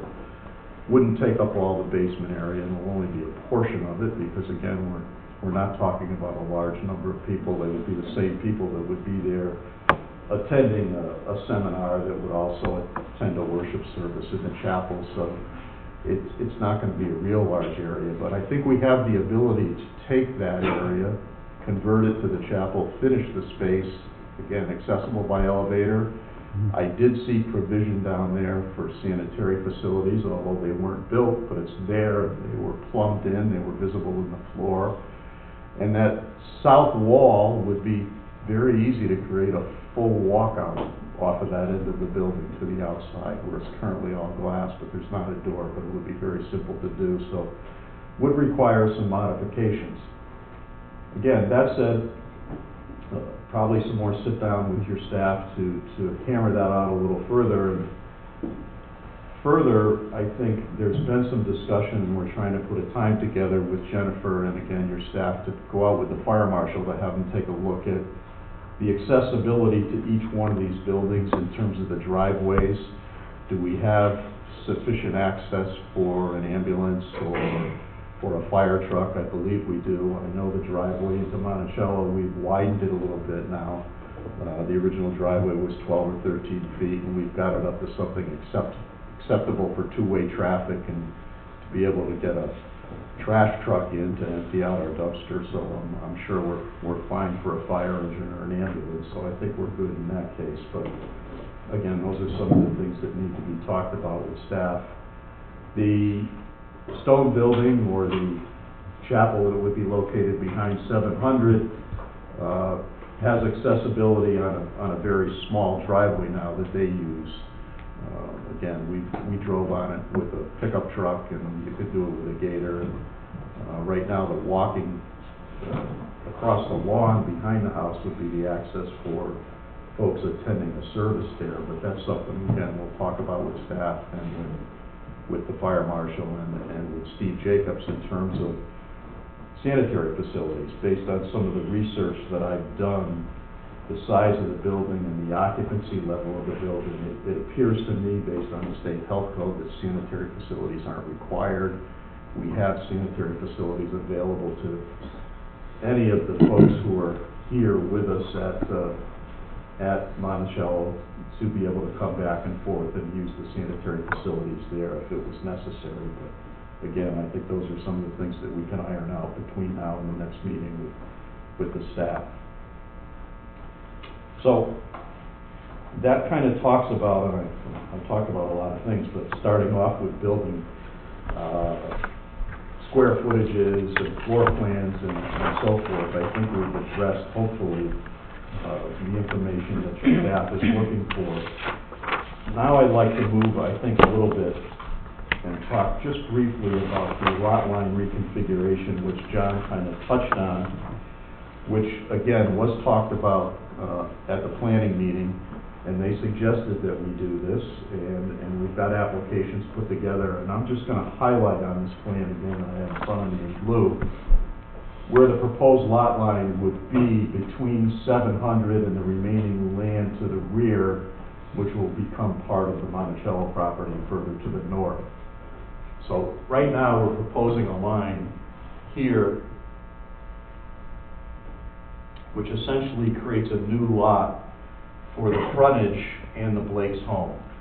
And in doing this, we're creating a parcel of roughly 11.5 acres, 11.45 acres in total. And it meets all your zoning requirements, obviously, in terms of size and frontage and setbacks and coverage. And adds the rest of the rear land, when we combine it all together, a total area to the back, which will include 732 and the former 740 over here, a total area of just under 78 acres. And I'm going to call it 78, it's actually 7788, but there'll be 78 acres in total, encompassing all of the rest of the land, which will be the Monticello property, the chapel that'll be located out here to the rear, and all the land all the way to the back. So, I think I agree with planning, and it's probably the right thing to do, gets everything on the same piece. Those applications, as John Parks had indicated, will be submitted next week. And we've added a zoning data block that's on this, which was part of the to-do list that we got done in terms of coverages, and none of the coverages on any of these lots, existing or proposed, are over 1%. There's a lot of land here, not a lot of coverage. I mean, there's not, these houses are big, but we got a lot of acres, and most of it has no impervious coverage. So there's no issues in terms of setbacks and so forth, although we're gonna have to look at 700 with Steve in terms of doing what we call a B100 under the public health code, to be sure that we have area for a reserve. But I think with the amount of acreage that we have there, I don't see that really as an issue. So again, that's something that we can accomplish between now and our next meeting. So I think that's a general overview of most of the changes to the plan set in terms of the technical stuff, with driveway relocations and drainage and traffic, and talking a little bit about floor plans and what we need. But certainly, after the staff and you've had time to go through all this supplemental information that we've submitted, if there's something else that you do need, please let us know, because we'll be happy to provide it for you. In the meantime, we'll try to sit with staff and iron out a couple of the speed bumps that maybe I haven't hit yet, and get that site visit with the fire marshal behind us so we can talk to you about that at the next meeting. So that said, I don't have any more to add at this point in time. Thank you, Jay. Thank you. All set on your side, over here, for now? Anything? No. So, at this time, if anyone from Jennifer has some correspondence to read into the file. She needs a microphone.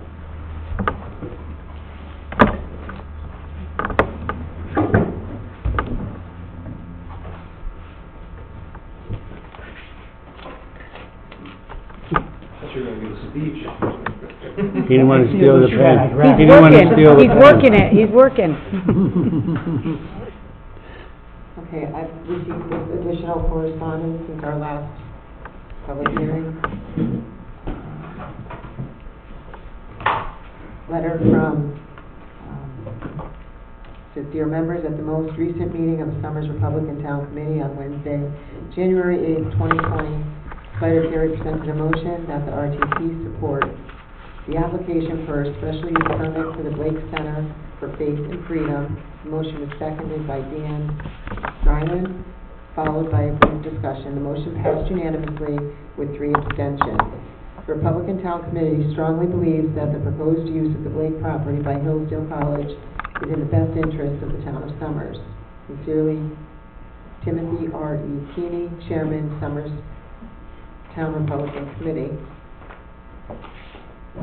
Email from Rick and Liz Wilson, 67 Franklin Woods Drive, in favor.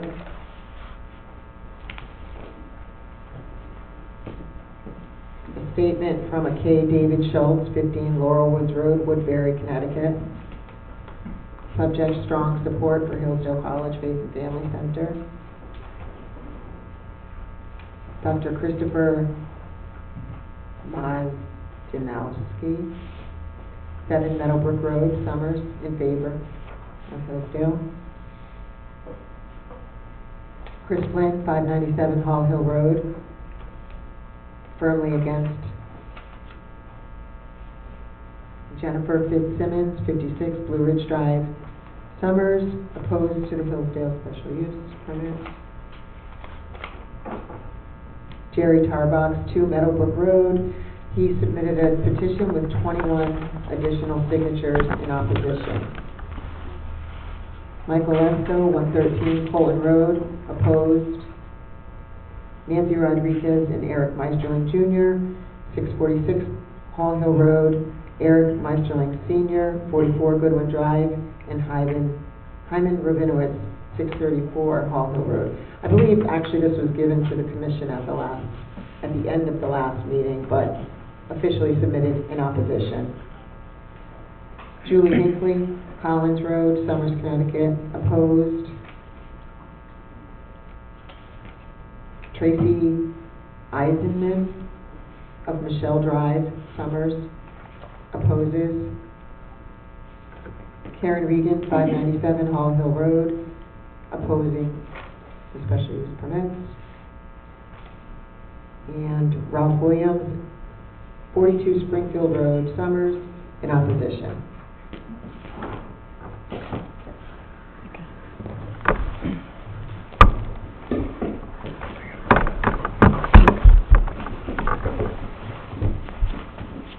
So now, if anyone would like to come forward and speak on this, at this public hearing, be sure to have signed in.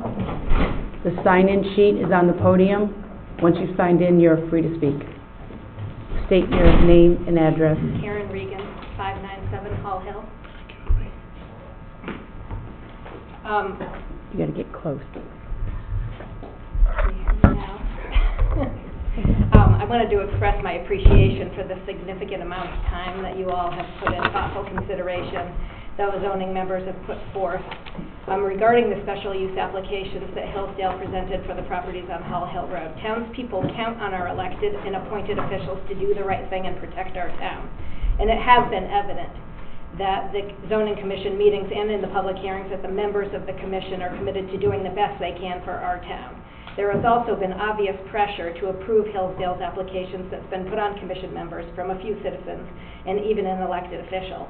Based on the conversations that I've had with other residents in town, I do believe that the majority opposes Hillsdale's request for special use permits. Although there were several people, I sent this letter just after the last public hearing, and there were several people that spoke in favor of Hillsdale. Most of them were citing the fact that Hillsdale will teach about the Constitution, Thomas Jefferson, and other things that are actually irrelevant to this application. Great things to talk about, learn about, but irrelevant to this specific application. Hillsdale still has not made a convincing case that they should be granted special use permits based on religious exemption, and although nobody questions their personal beliefs, they are an educational organization with plans to conduct educational activities on the property, and I hope that the commission moves ahead to vote to deny their requests. I believe that it is the right choice, and I hope that the members will be able to vote their conscience and not vote based on fear of threats of litigation by Hillsdale.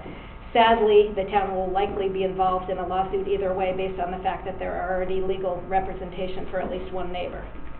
As I spoke with Attorneys Walsh and Schober earlier, I think that the perfect solution here would be for Hillsdale to resume discussions with Mr. and Mrs. Blake regarding this proposal. Ideally, they'll decide to build the conference center on property with appropriate zoning regulations. There are many locations in Somers and surrounding towns that would be appropriate. The properties on Hall Hill Road should remain residential, allowing Hillsdale staff members at places in which to reside. Instead of pressuring the zoning commission with threats of litigation, I would encourage those in favor of bringing Hillsdale College to Somers to advocate for a plan that will be in line with the zoning regulations. And then I have one question about the plan that we saw tonight, and I'm wondering, does the new plan include the proposed welcome center that we hear is going on the property where the yellow house was taken down? Because it's a small town, and my understanding is, for the record, that construction has plans already to build a welcome center on that property, but I don't remember hearing anything about that.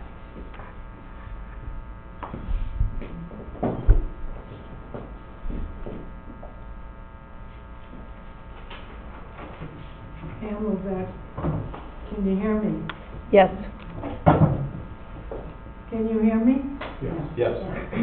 Hammelbeck, 2304 Bridges Road.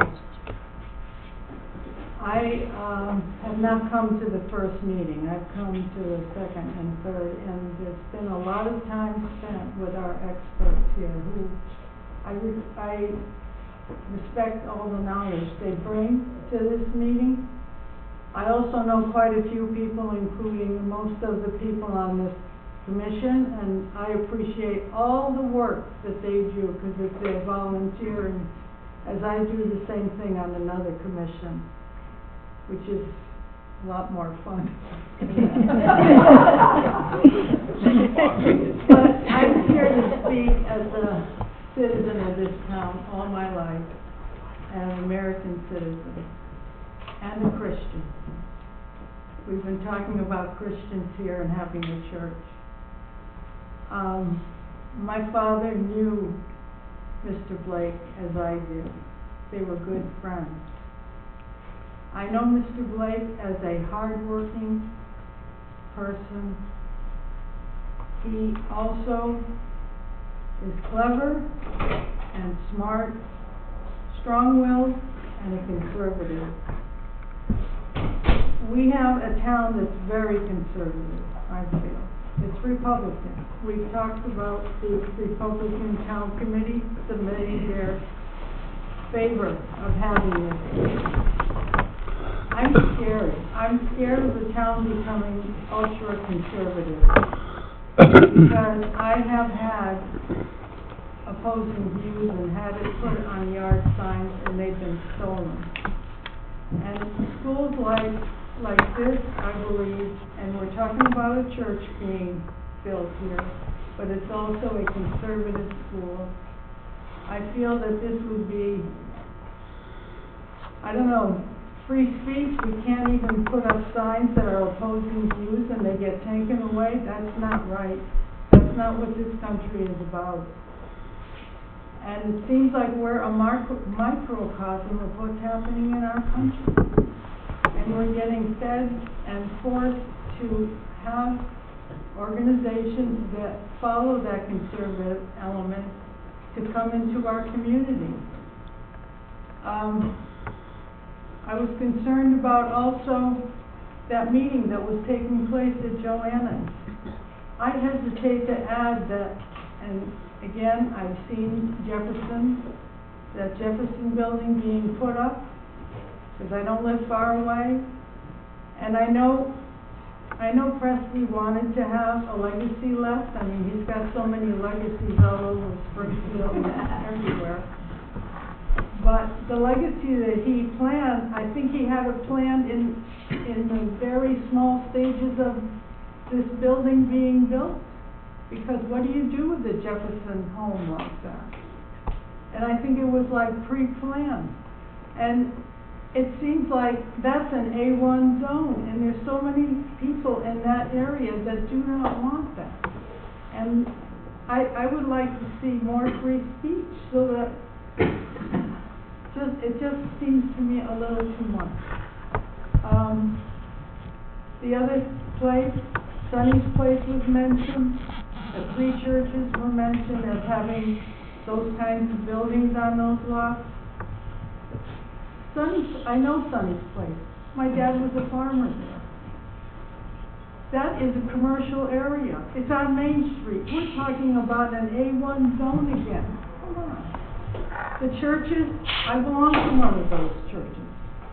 And that was already built there many, many years ago. And now we want to add something else that's called conservatism? I just think there's a lot of math being done. There's math ideas with and there's so much legalese going on here. And I do respect you and your information. But we're a small town. We want to have freedom of speech here. We don't want to have that A1 zone changed. There's a lot of people that move there for a certain reason. And I'd like to see that respected. Thank you. Thank you, Ann. Madam Chair, may I make one comment? Sure. And that is, I believe it was at the first hearing we heard some comments about political views and that sort of stuff. And just as it's okay to have different religious beliefs, it's also, I want to be clear, it's okay to have different political views as well. And Hillsdale College is entitled, just as anyone else is, to a First Amendment right to free speech. So I just want to make sure that's clear for the record. Okay, thank you. I want to add, like Karen did just now, that I've talked to people in town and they feel the same way. They feel that they're not being listened to at all. And they hesitate coming up. Well, some are afraid to come up and speak. I'm not afraid. I'm an American citizen. I feel like I have a right in this country to voice my opinion, not have my signs stolen. 5 of them were stolen from me. It's not right.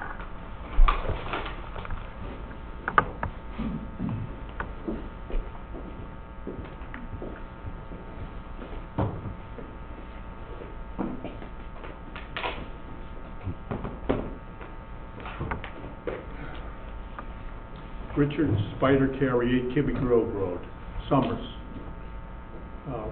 Thank you, Jill, and the people that have been working so diligently on this. I don't envy it. I'm here as a taxpayer, and I have a serious concern. And I noticed that you get more respect if you give out papers, so I'm giving out papers.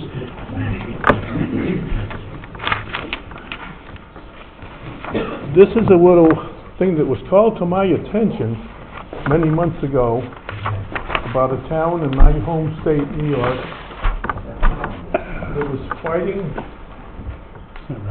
a religious institution, and I won't read it.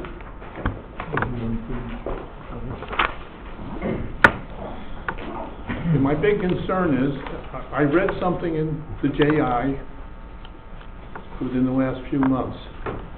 Someone from our finance board telling us for every $500,000 we spend fighting this, whatever it is, our taxes will go up, the mill rate will go up approximately 3/4 of a point for every $500,000. That's my concern. I don't want to get into differing with anybody else in their opinion about your politics or whatever, but I'll tell you one lesson I learned years ago. I worked for a farmer when I was a young lad, throwing bales of hay, and then pitching out the used hay, spreading it on the fields, things like that. When I was a young married individual, 3 children, he did me a favor. He delivered something to my home with his hay wagon. So he offered him a $20 bill for that favor he did. He said, "No, that's just a favor. You don't have." I said, "No, you take the money." He took my $20 bill. Oh, I went, put it in his pocket, and he said to me, "Always remember this, when someone offers you money, say thank you gracefully, put it in your pocket." And I'm looking at what's happening on Hall Hill Road. Yes, we have the old argument, traffic, what's going to happen over there? It's my woods in the back. No, it's not your woods, it's Mr. Presley Blake's woods, all right?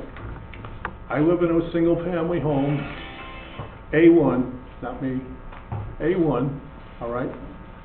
The house to the immediate right of me has changed 4 different times in 20 years. 4 new neighbors in 20 years. So the neighbors, one of the neighbors that had the largest voice recently moved out of town. So we, as individuals, come and go. Here's something that's lasting for our town. It's a gift. All we have to do is say, do it. If we want to spend money, remember the old farmer. If someone wants to give you something, say thank you gracefully and take it. Thank you for your time. Thank you. Thank you.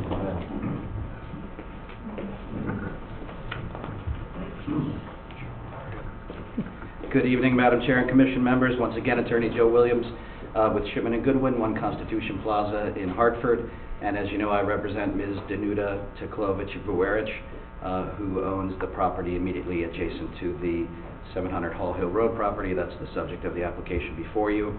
Obviously, you have received, since the last public hearing and including tonight especially, a whole lot of new information, what we consider to be fairly robust changes to the application, not only in terms of the lengthy memos, but the changes to the site plan and to the lot configuration plan. So I just want to begin by saying from our perspective, we really do need you to keep the public hearing open and give us a fair opportunity to review this information so we can give you more complete and hopefully well thought out remarks the next time, and not just try to ramble through it, but to be able to organize and focus our comments. So I would appreciate if you could do that, Madam Chair. Otherwise, I don't want to try to drag you into a lengthy appellate argument sort of thing back and forth with counsel for the college on the points that were made responding to me in the memo you received. Certainly you have competent legal counsel who can help you do that, and when I have a little more time to look through it, if you do keep the public hearing open, I'll try to provide any brief, succinct responses to it, but it is a lot of argument going back and forth, which doesn't really change the facts of what's being proposed, and that's why I just wanted to make a couple of comments. I would submit that even with the updated and expanded legal memo that you received, the applicant is still being somewhat vague and evasive on what they're doing with the seminars in regard to specifically some kind of religious activity in the seminars. And by that I mean they have said that some of the seminars will have religious topics such as, and they've listed something. However, the applicant also told you at the very beginning of the application, in the first memo they filed, that those seminars would be like the lifelong learning seminars, they call them, that they do on their main campus. And last time I submitted to you a copy of the agenda for those seminars that they have going on the main campus this school year, and they included the Westerns of John Ford and American military generals. There weren't any religious topics. So the question, and I think it goes to the heart of the determination this commission has to make as to whether the applicant has shown you that they want to conduct a religious institutional use, is exactly what will those seminars be and what proportion of them will be religious. When they say, as they did in the memo, it will be far more than what we do elsewhere. That doesn't tell you very much, other than it's sort of like it will be more, but what exactly is that? And that's why I said it's somewhat vague and evasive, because we have asked this question multiple times, and I still don't think there's a clear answer that will allow you to make a decision on that. And the representations on that in the application, of course, have been sort of shifting and changing over time. But even with that representation on the seminars, I would ask you to keep in mind that, training public school teachers obviously cannot be religious. Holding a reception for your admitted students, there wasn't any link to religion provided by the applicant on that topic. And allowing recreational use of the property by the public, again, no connection to any religious mission in that regard. So to us, it's clear that the primary use that's being proposed for this property is a school. Whether it is a religious school or not, it's a school. And so even if it was a Catholic school in the traditional sense, it's still a school, and being infused with religion doesn't mean that special treatment has to be afforded to a religious use that is not afforded to a secular use. And specifically by that I mean you don't allow this use as a secular use in this zone, so you're not treating religious uses unfairly or unequally by not allowing it on this property and under the special permit. You're just applying the equal treatment that you already have in your regulations. So with that in mind, I would still urge you to deny the application. My last point is I hope that there won't be further changes to the application or this type of amount of substantive new information coming in for the next public hearing. If the applicant is going to provide additional information or change the application at all, I would ask, as I asked at the first hearing, to please give us a fair time to respond to that. Receiving 30 pages of legal memoranda on the Friday night before the Monday hearing is not sufficient time, and of course walking in with plans that we still haven't seen and haven't had an opportunity to review, to speak to this evening, doesn't give us enough time. So I would ask the commission to please ask the applicant to submit anything else they're going to submit at least a week before the hearing, and to give us notice of it, because it's difficult, obviously, in a small town with not a lot of staff, to make copies of these things as well. So, there needs to be some time built in so that it's fair to your folks and everybody else to be able to get copies of things and review them in time to provide you thoughtful comments for the next hearing. Thank you. Thank you. Thank you.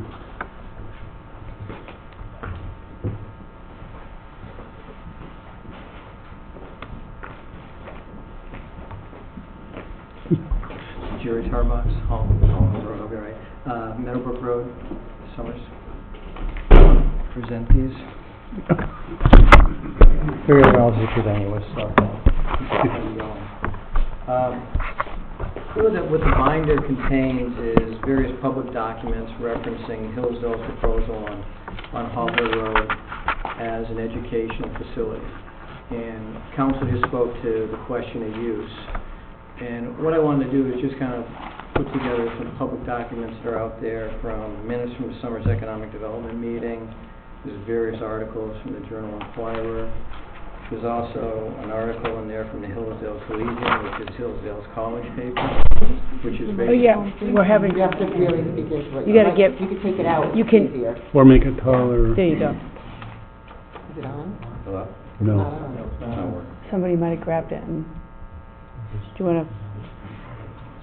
It wasn't. It was Maybe on. that's the one that was making Hold noise on, before. I know it got shut off. Why can't we talk over there? Hello? No, it's, you, if you, that's the button, so people tend to touch the button and then it goes off.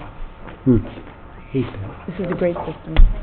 The binder contains various public documents referencing Hillsdale's proposal for the Hall Hill Road as an educational center and not a religious center. These are documents that are in the public domain. In that package include minutes from the summer's economic development meeting, various Journal Inquirer articles which quoted various representatives from the college.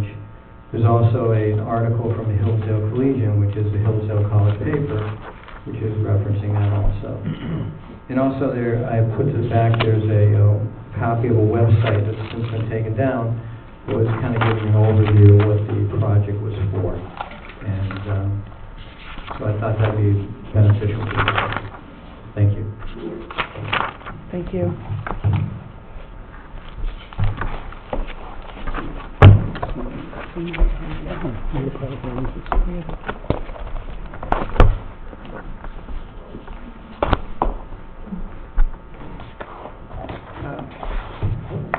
Good evening.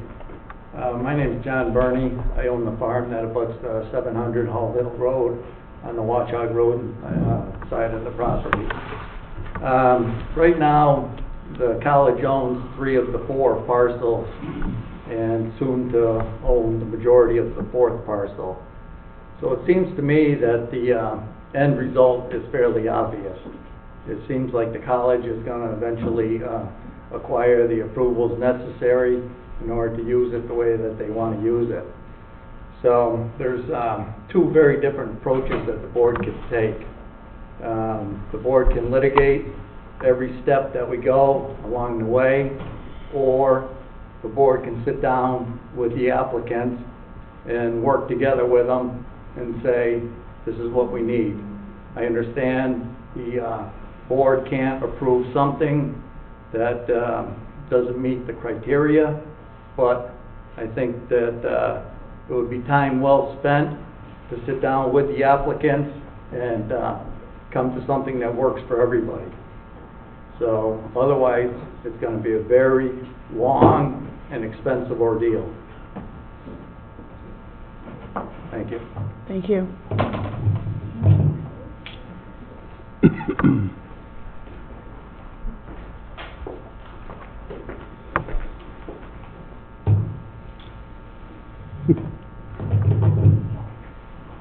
My name is, can you hear me? Yep. My name is John Papali. I live at 732 Hall Hill Road, better known as Monticello. I bought the property when Presley Blake auctioned it after he had built it. The property is sold. And I want to make it clear that whatever the outcome of this commission is and what the town decides to do is not going to affect me. I have to move. But I've gone to all the meetings, and it's very difficult to hear some of the things that have been said without commenting on them. I'm not a lawyer. I'm not a businessman. I'm a physician. And part of that job is to get to the truth before you actually make a diagnosis and prescribe the treatment. In fact, the truth is very important. So I want to talk a little bit about that. Someone said earlier tonight that there was a grand plan for Presley Blake to sell this and then buy it back, and it's ridiculous. Okay. there was no grand plan. I was at some of the meetings after Mr. and Mrs. Blake decided to consider this. There is nothing in it for the Blakes. There is no coercive plot. It reminds me of a quote that is often attributed to several people: Claire Boothe Luce, Walter Winchell, Oscar Wilde, and they're on both sides of the political spectrum, by the way. They're not just conservatives or just liberals. And the quote is one you're familiar with: "No good deed goes unpunished." The Blakes are trying to do a good deed.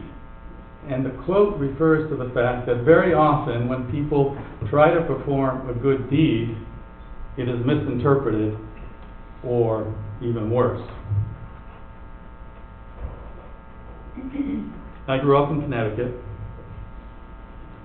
went to a parochial school, grammar school, went to a public high school in Meriden, Connecticut, went to University of Connecticut undergrad, went to University of Connecticut Medical School, was glad to come back to Connecticut after living in Massachusetts 25 years. When I bleed husky blue. But it's important for you to, and it's important to you to understand that even though 732 I no longer own, I still own other properties in Somers. And what happens to Somers and the future of Somers is very important to me. My daughter lives here. I own other property here, and I saw an article in the Journal Enquirer that in 2018, I wasn't the top taxpayer in the town, but I was on the top 10.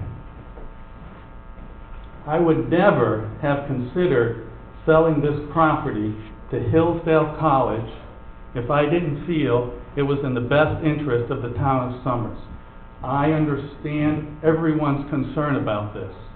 I appreciate your feelings, but I wanted you to know how I felt, how my wife felt, and that we still have significant interest in what happens to the town. I lived in Longmeadow 25 years. I was glad to move here. I was glad to live in the house that I lived in. Appreciate very much what Mr. and Mrs. Blake have done. Appreciate their generosity. Appreciate what Hillsdale College wants to do here. You need to know that. And you need to know it from someone who knows what the purposes are, the true purposes. I was a selectman in Longmeadow, was very familiar with the issues of Bay Path College, which has been there for decades. They were one of the best property owners in the town. I have absolutely no doubt that Hillsdale College will be an incredible property owner, an incredible neighbor, and I hope that you will welcome them. Thank you. Thank you. Oh, and by the way, I hope you will prove Claire Boothe Luce, Walter Winchell, and Oscar Wilde wrong. Just this one time, I beg you.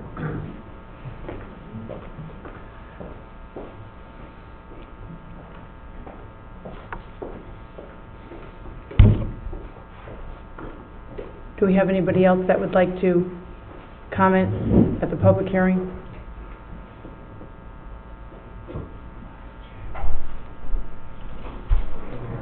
Yes.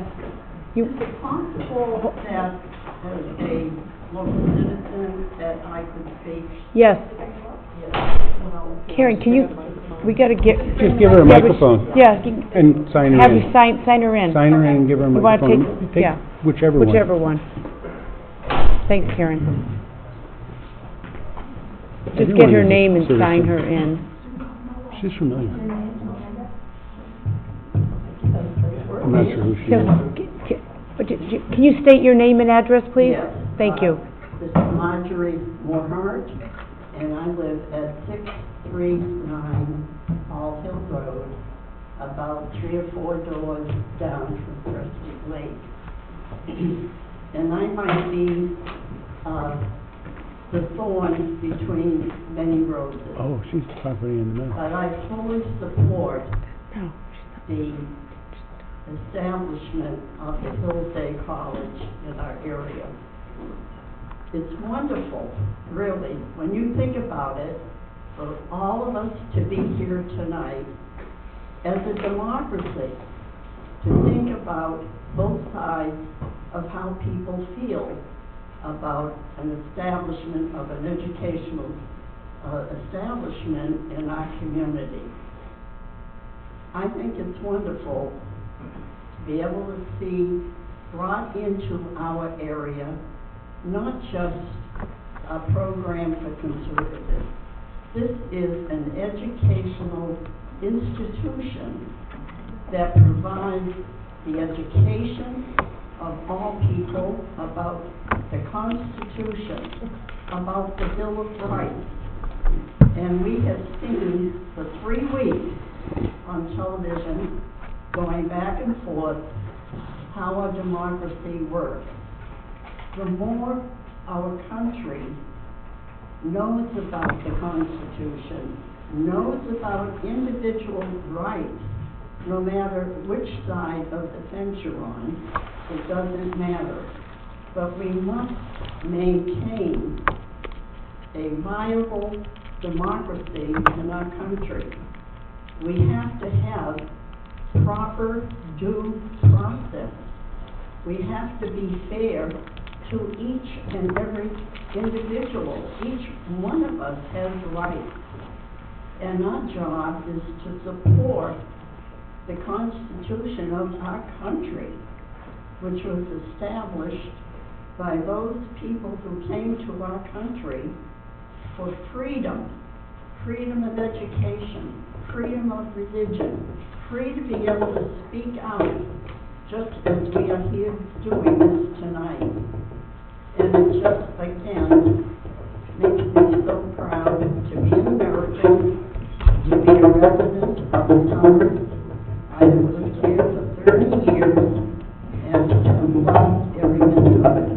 It is a great community, a lot of conversation that we still need.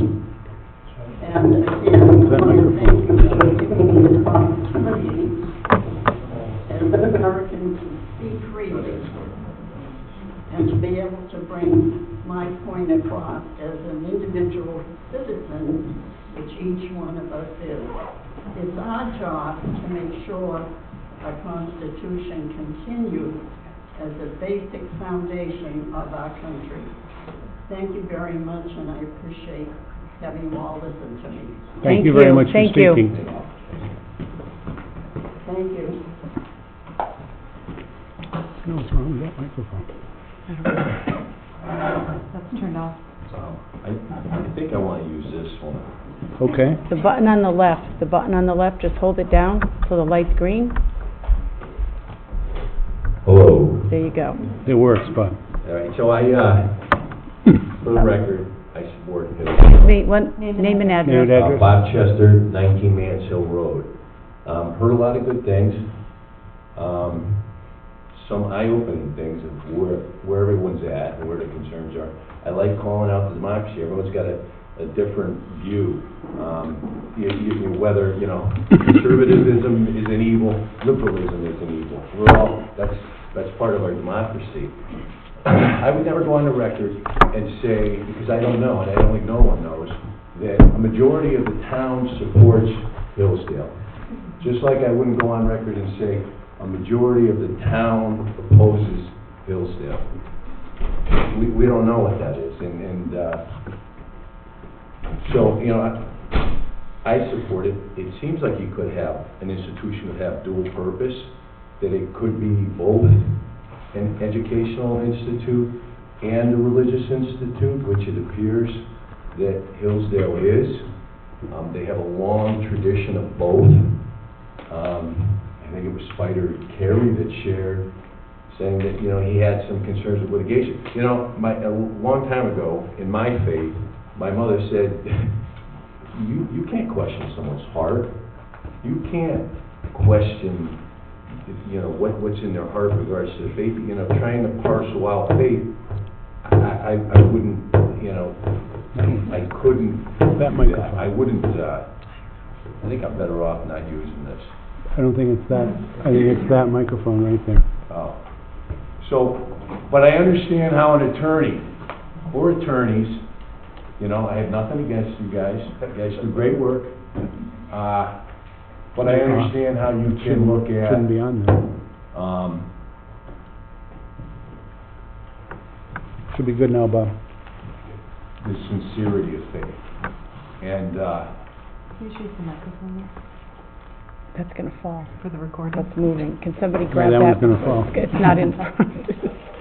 It's so, comical, this you know, microphone. but in the same stance as a layman, I'm looking at it and saying, quantifying someone's sincerity of their faith, that, I know that that's an uphill battle and that that's difficult. And immediately, as a taxpayer, I do see that that's going to be a tough hurdle, and it's going to be a lot of, it could be a very costly litigation, as everyone has said. And for that, I, you know, have a concern, and it could be long, and it could be ugly, and I would rather not see that. Somebody had referenced that compromise. I would like to see us compromise, because I don't think things are black and white, and I don't think that if it was 51% and 49%, that, you know, either side should look at it black and white and say, that's it, the door's slammed.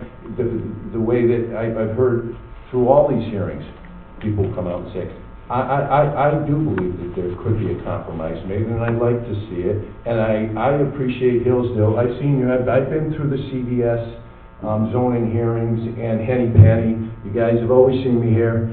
And I've never seen an applicant so accommodating. That I appreciate as a resident, someone that lives in town, someone that, you know, who's going to be here a long time. I got 5 young kids. And,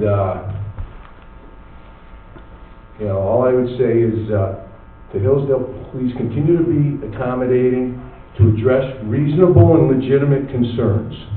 And that the zoning board and the litigators can find a happy medium, and be careful not to pursue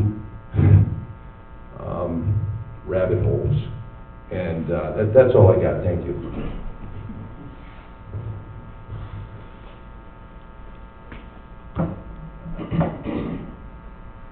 Thanks, Bob. Anybody else? Yeah. I can sign when I go, you want me to sign? Yeah, just use that mic, just use the Use mic that over one. there. I'm thinking I might project this as well as Mr. Chester did there. Nancy Rodriguez, 646 Hall Hill Road.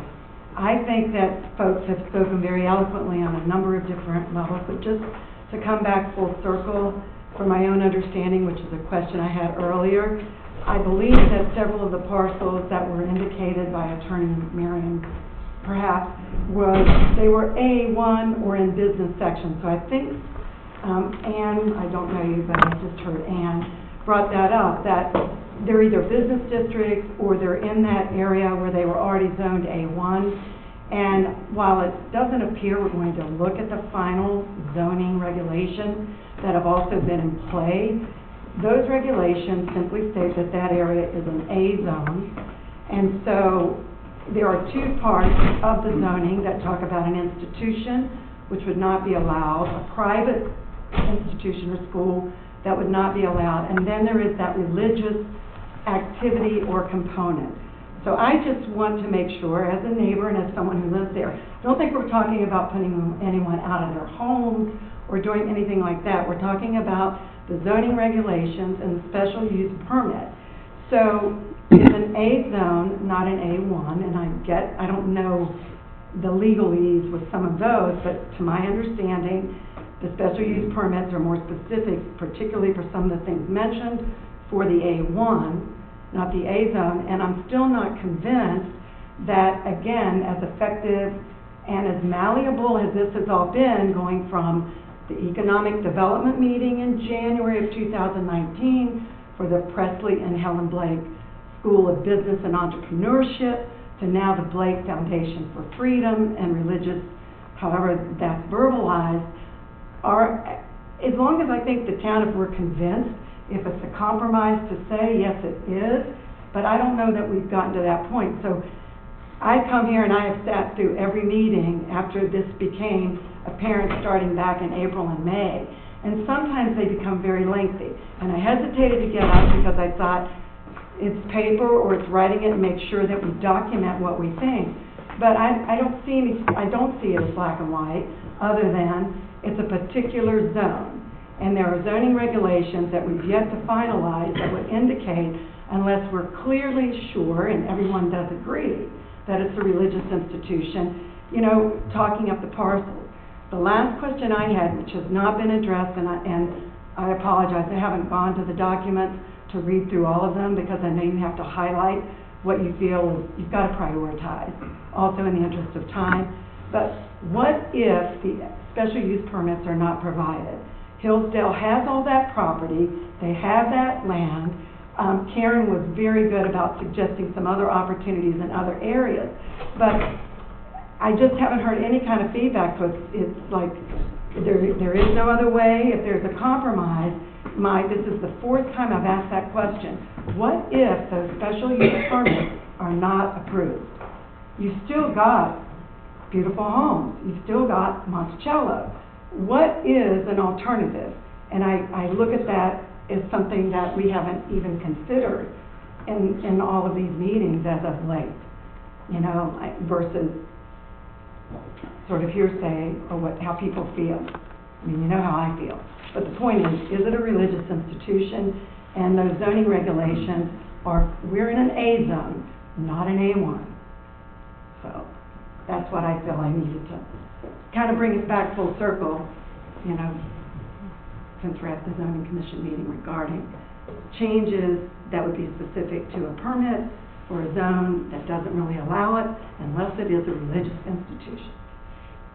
That's, to me, the bottom line. But small town, West Virginia. My father was a justice of the peace, if we're going to get personal. So I understand all of these different venues and where people are thinking, but that's my point. Thank you. And thank you all. Thank you.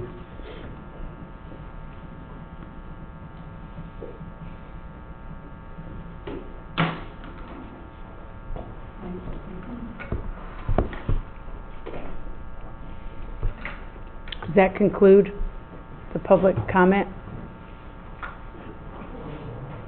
Last chance for tonight. I think this may be continued, so. Oh, it's going to be continued. Yeah. So. You had talked about dates, Star?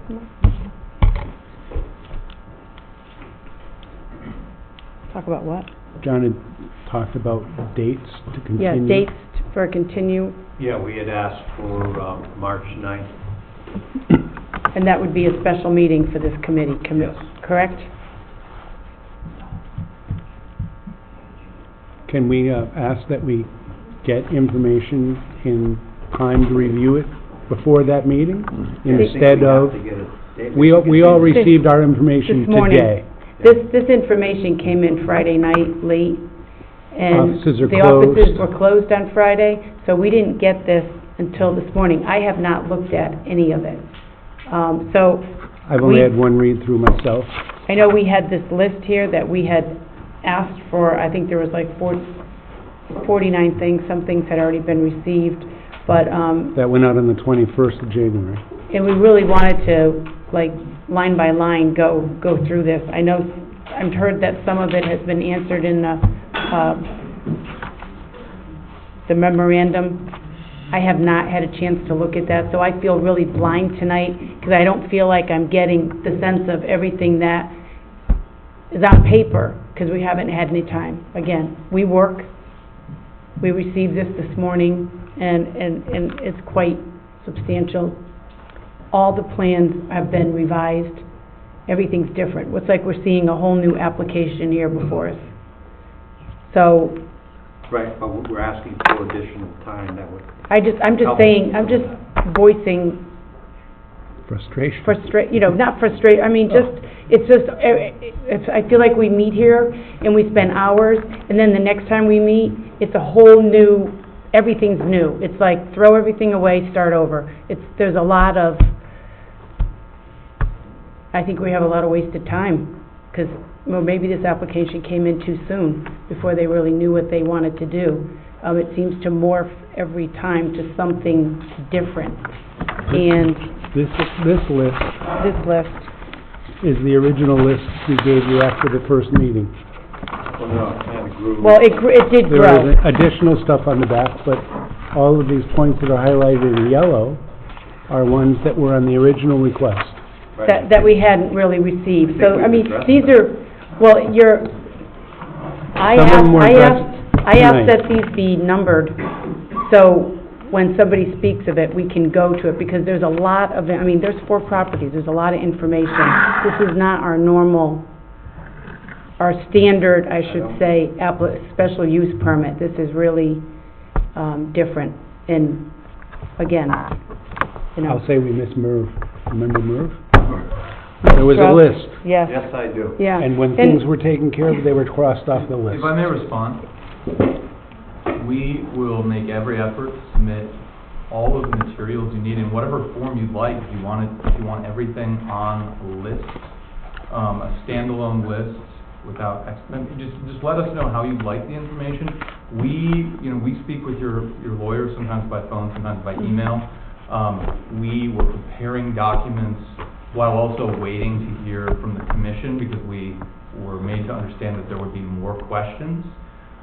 We were surprised by some of the questions, including a question asking for us to turn over documents, speaking to our previous plans, supposed previous plans, with regard to a use not at issue here. So that required a fair amount of thinking on our part, how to respond to what we regard as an inappropriate question. So, we are working full-time on this matter. We will make every effort to submit our materials ahead of time to give the public and you all time to review. I can't promise that, in response to a legal question raised by your counsel, we're not going to respond with a legal argument, because this is a legal proceeding where we have to make a legal showing. So we will get you what you need in time for the next hearing, provided, of course, that we get any additional questions from counsel in sufficient time to respond. Mm-hmm. Thank you. Yep. I'd like to briefly respond to the suggestion that that was an inappropriate question on the commission's behalf. I spoke earlier, I'm not going to waste time raising the same points, but the applicant has raised these federal and state constitutional statutes and federal law under the U.S. and state constitutions. The applicant has also raised the possibility of litigation, and I think it's a fair question for the commission to understand how to properly apply this federal law and state constitutional law. Affording religious protection under these statutes to secular uses would run afoul of the First Amendment Establishment Clause. As I mentioned earlier, this is a factual determination to be made by the fact finder. Courts have noted that this is a proper inquiry, and the first inquiry that has to be made. You can't afford religious protection to a use that is not a sincerely held religious belief. That is the reason for the question, I believe, and it is absolutely an appropriate question, especially under the recent possibility of litigation raised in the letter this past Friday. The commission this evening introduced a transcript of a video into evidence at taxpayer expense, the transcript being susceptible to only one use on the part of the commission, which would be to use against us to suggest that what we're proposing here is not our real plan and is not consistent with our sincerely held religious beliefs. That's a problem. We will continue to submit everything we need to submit. We will repackage our answers that we've provided so far to your questions. We'll break them out by parcel. We'll do it in any way that the commissioners would prefer, and we will do it in time so that we'll do it at least a week. Provided nothing unexpected comes up, we will provide all of that at least a week before the next public hearing, which provided that we agree to a date that suits everyone, which we're about to talk about, I think. So we're looking at March 9th. Yes. What day of the week? That's a Monday. So we have a public The second hearing Monday. before that. Joe? Yep. I just want to, could I just interject Yeah. about the procedural and receiving when the documents, when your email came in, it was 6:23 Friday night. Right. Even if we were open on Friday, I wouldn't be here at 6:30. I totally understand. So I got it this morning, and it's the day of the public hearing. So for me, I didn't even have time to finally this afternoon, I read your emails, but I have to get it out to the commission members. So typically, a week is best, even if it was Tuesday before, so that they can have time to read it. But staff didn't even have a chance to look at anything. And then at 2:30 this afternoon, I got the emails from Russo for all of these plans. So the plans were not even looked at. Getting it the same day at 8:30 in the morning or 2:30 in the afternoon. So I would request again, at least the week before, we would appreciate that, so we have a chance to look at it before we get questioned by the commission. Okay? I'll add that, to the extent that anyone else plans to submit anything, I know Yeah. Attorney Williams sometimes writes letters. If he writes a letter before the next hearing, we would respond after the hearing, because, we can only respond as quickly as we can. But yeah, we will get you our remaining documents that are in addition to what we've submitted a week before the next hearing, provided we can find a date that works. So the information would be in on March 2nd for a March 9th, Second or third. 2nd or latest. 3rd. So is March is a 9th month. good for It is for me. everybody? March 9th. John, you're gonna leave something with us? You're gonna write Consent? Yep. Are we on, For are we an on the March 9th? extension? Yeah, I'll write it, same thing I did last time. For the record, Carl Andolina, I would also advise the commission that, I think it's actually March 10th represents the last days of extensions permitted under the statute. Right. So, We'll have to close that now, down. there is, I don't want to call it a claim, but an issue being discussed with counsel for the college and myself and Evan as to what significance that has in terms of keeping the public hearing open beyond that. But at this point, I would suggest that to the extent it's possible, that all the information that's going to be made part of the record be available before March 9th, so that at March 9th, we can conceivably close the public hearing and move on to the discussion of the application.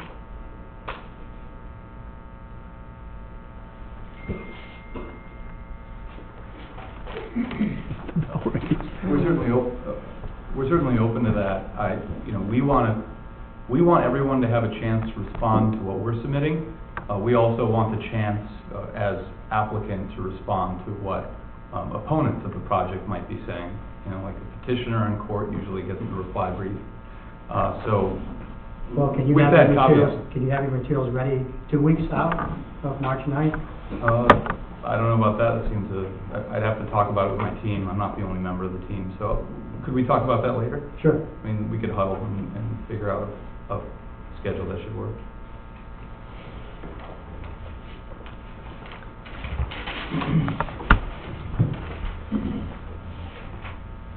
Thanks, John. So this public hearing will be continued on March 9th, right here at 6:30 in the town hall. It's a special meeting.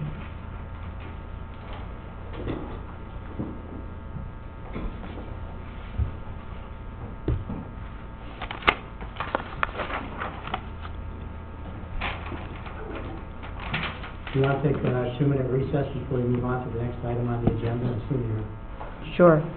Make a motion for a recess. So moved.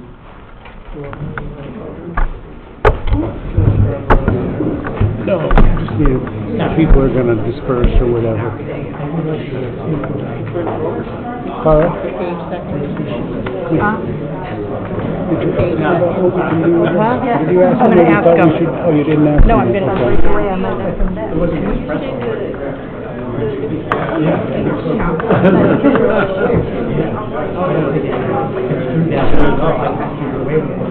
Going on to this? Yeah, we're getting an opinion from him as to how we should proceed. We're inclined, John, to suspend this point and get back to it. There's just... Lot. You got that There's full plate. ever widening cracks, way too much going on. We anticipate, now we're gonna get a text modification request for the winery and an application there. We got the same thing from Carenza, which is coming up at our next meeting. Agreed. You're in it all. Never been so busy. What are you making a nest egg? Wait till CBS.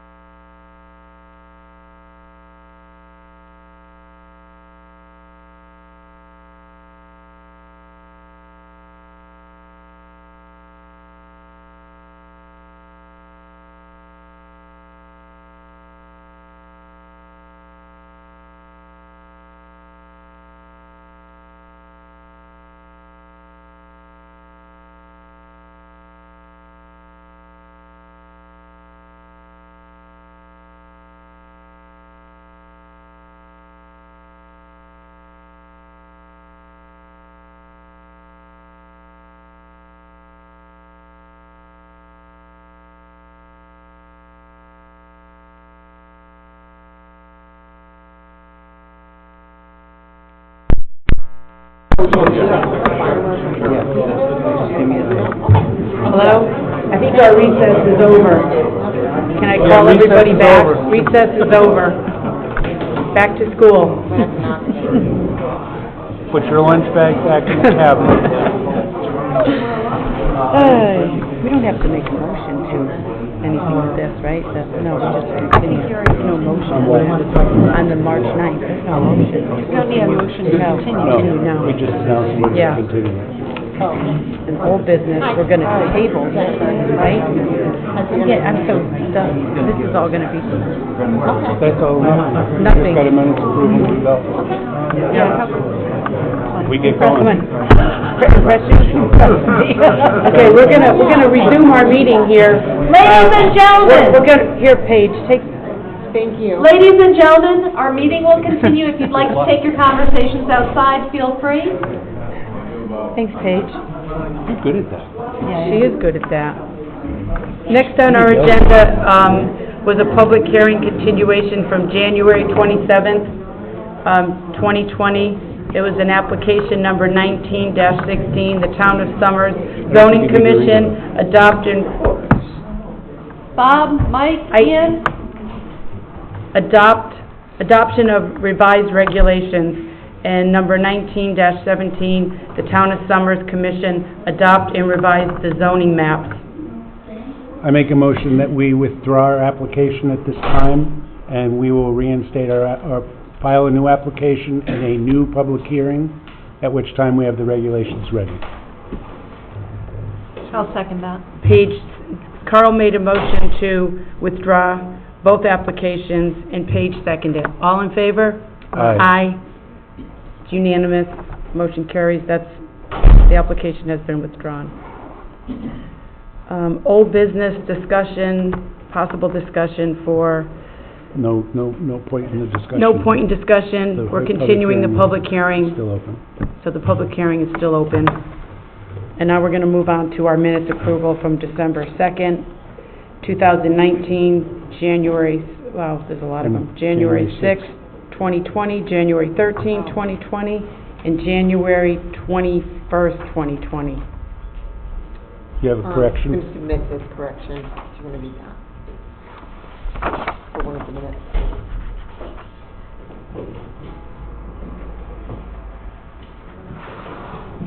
Just read it into the record. This is from Attorney George Schober. It says, after reviewing the video of December 2nd, 2019, public hearing for the special use permits for Hillsdale College, I noticed an error in the Zoning Commission's draft minutes. The third full paragraph on page 2 states that Hillsdale College expects to have approximately 60 to 80 people in attendance at any particular time or an event. Mr. Ussery actually stated in general attendance would be in the 30-person to 80-person range. You can review the statement on the video at 19 minutes 47-second mark. That was for the minutes of what meeting? December 2nd. December 2nd. I'll make a motion to approve the minutes of December 2nd with the corrections submitted by Mr. Schober. I will second. Page second, all in favor? Aye. Aye. Minutes approved with the correction, revision. You just believe me, just like that? You know what? Hey, George, You know what? you referenced it to the video. We We'll can look, check it. we'll look at the video. okay? We're all gonna go We've fact already check. I'm approved gonna them, fact but check. if we check it, the next time I see you, I'll have words. So are we gonna move on? Do you have anything else for any of our others? Just kidding. January 6th, minutes. Motion to approve is submitted. Second. All in favor? Aye. January 6th minutes have been approved as written. January 13th,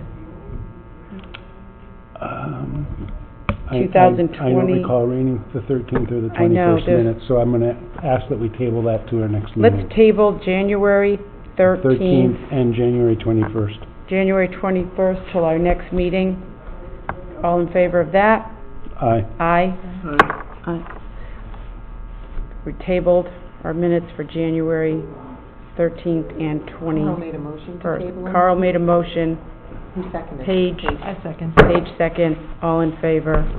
So we're Aye. tabling those till our next meeting. Okay, motion to adjourn. I make a motion to adjourn. I'll second that. Dan, seconded motion, we're adjourning at, all in favor? Aye. Aye. By 9:07 PM.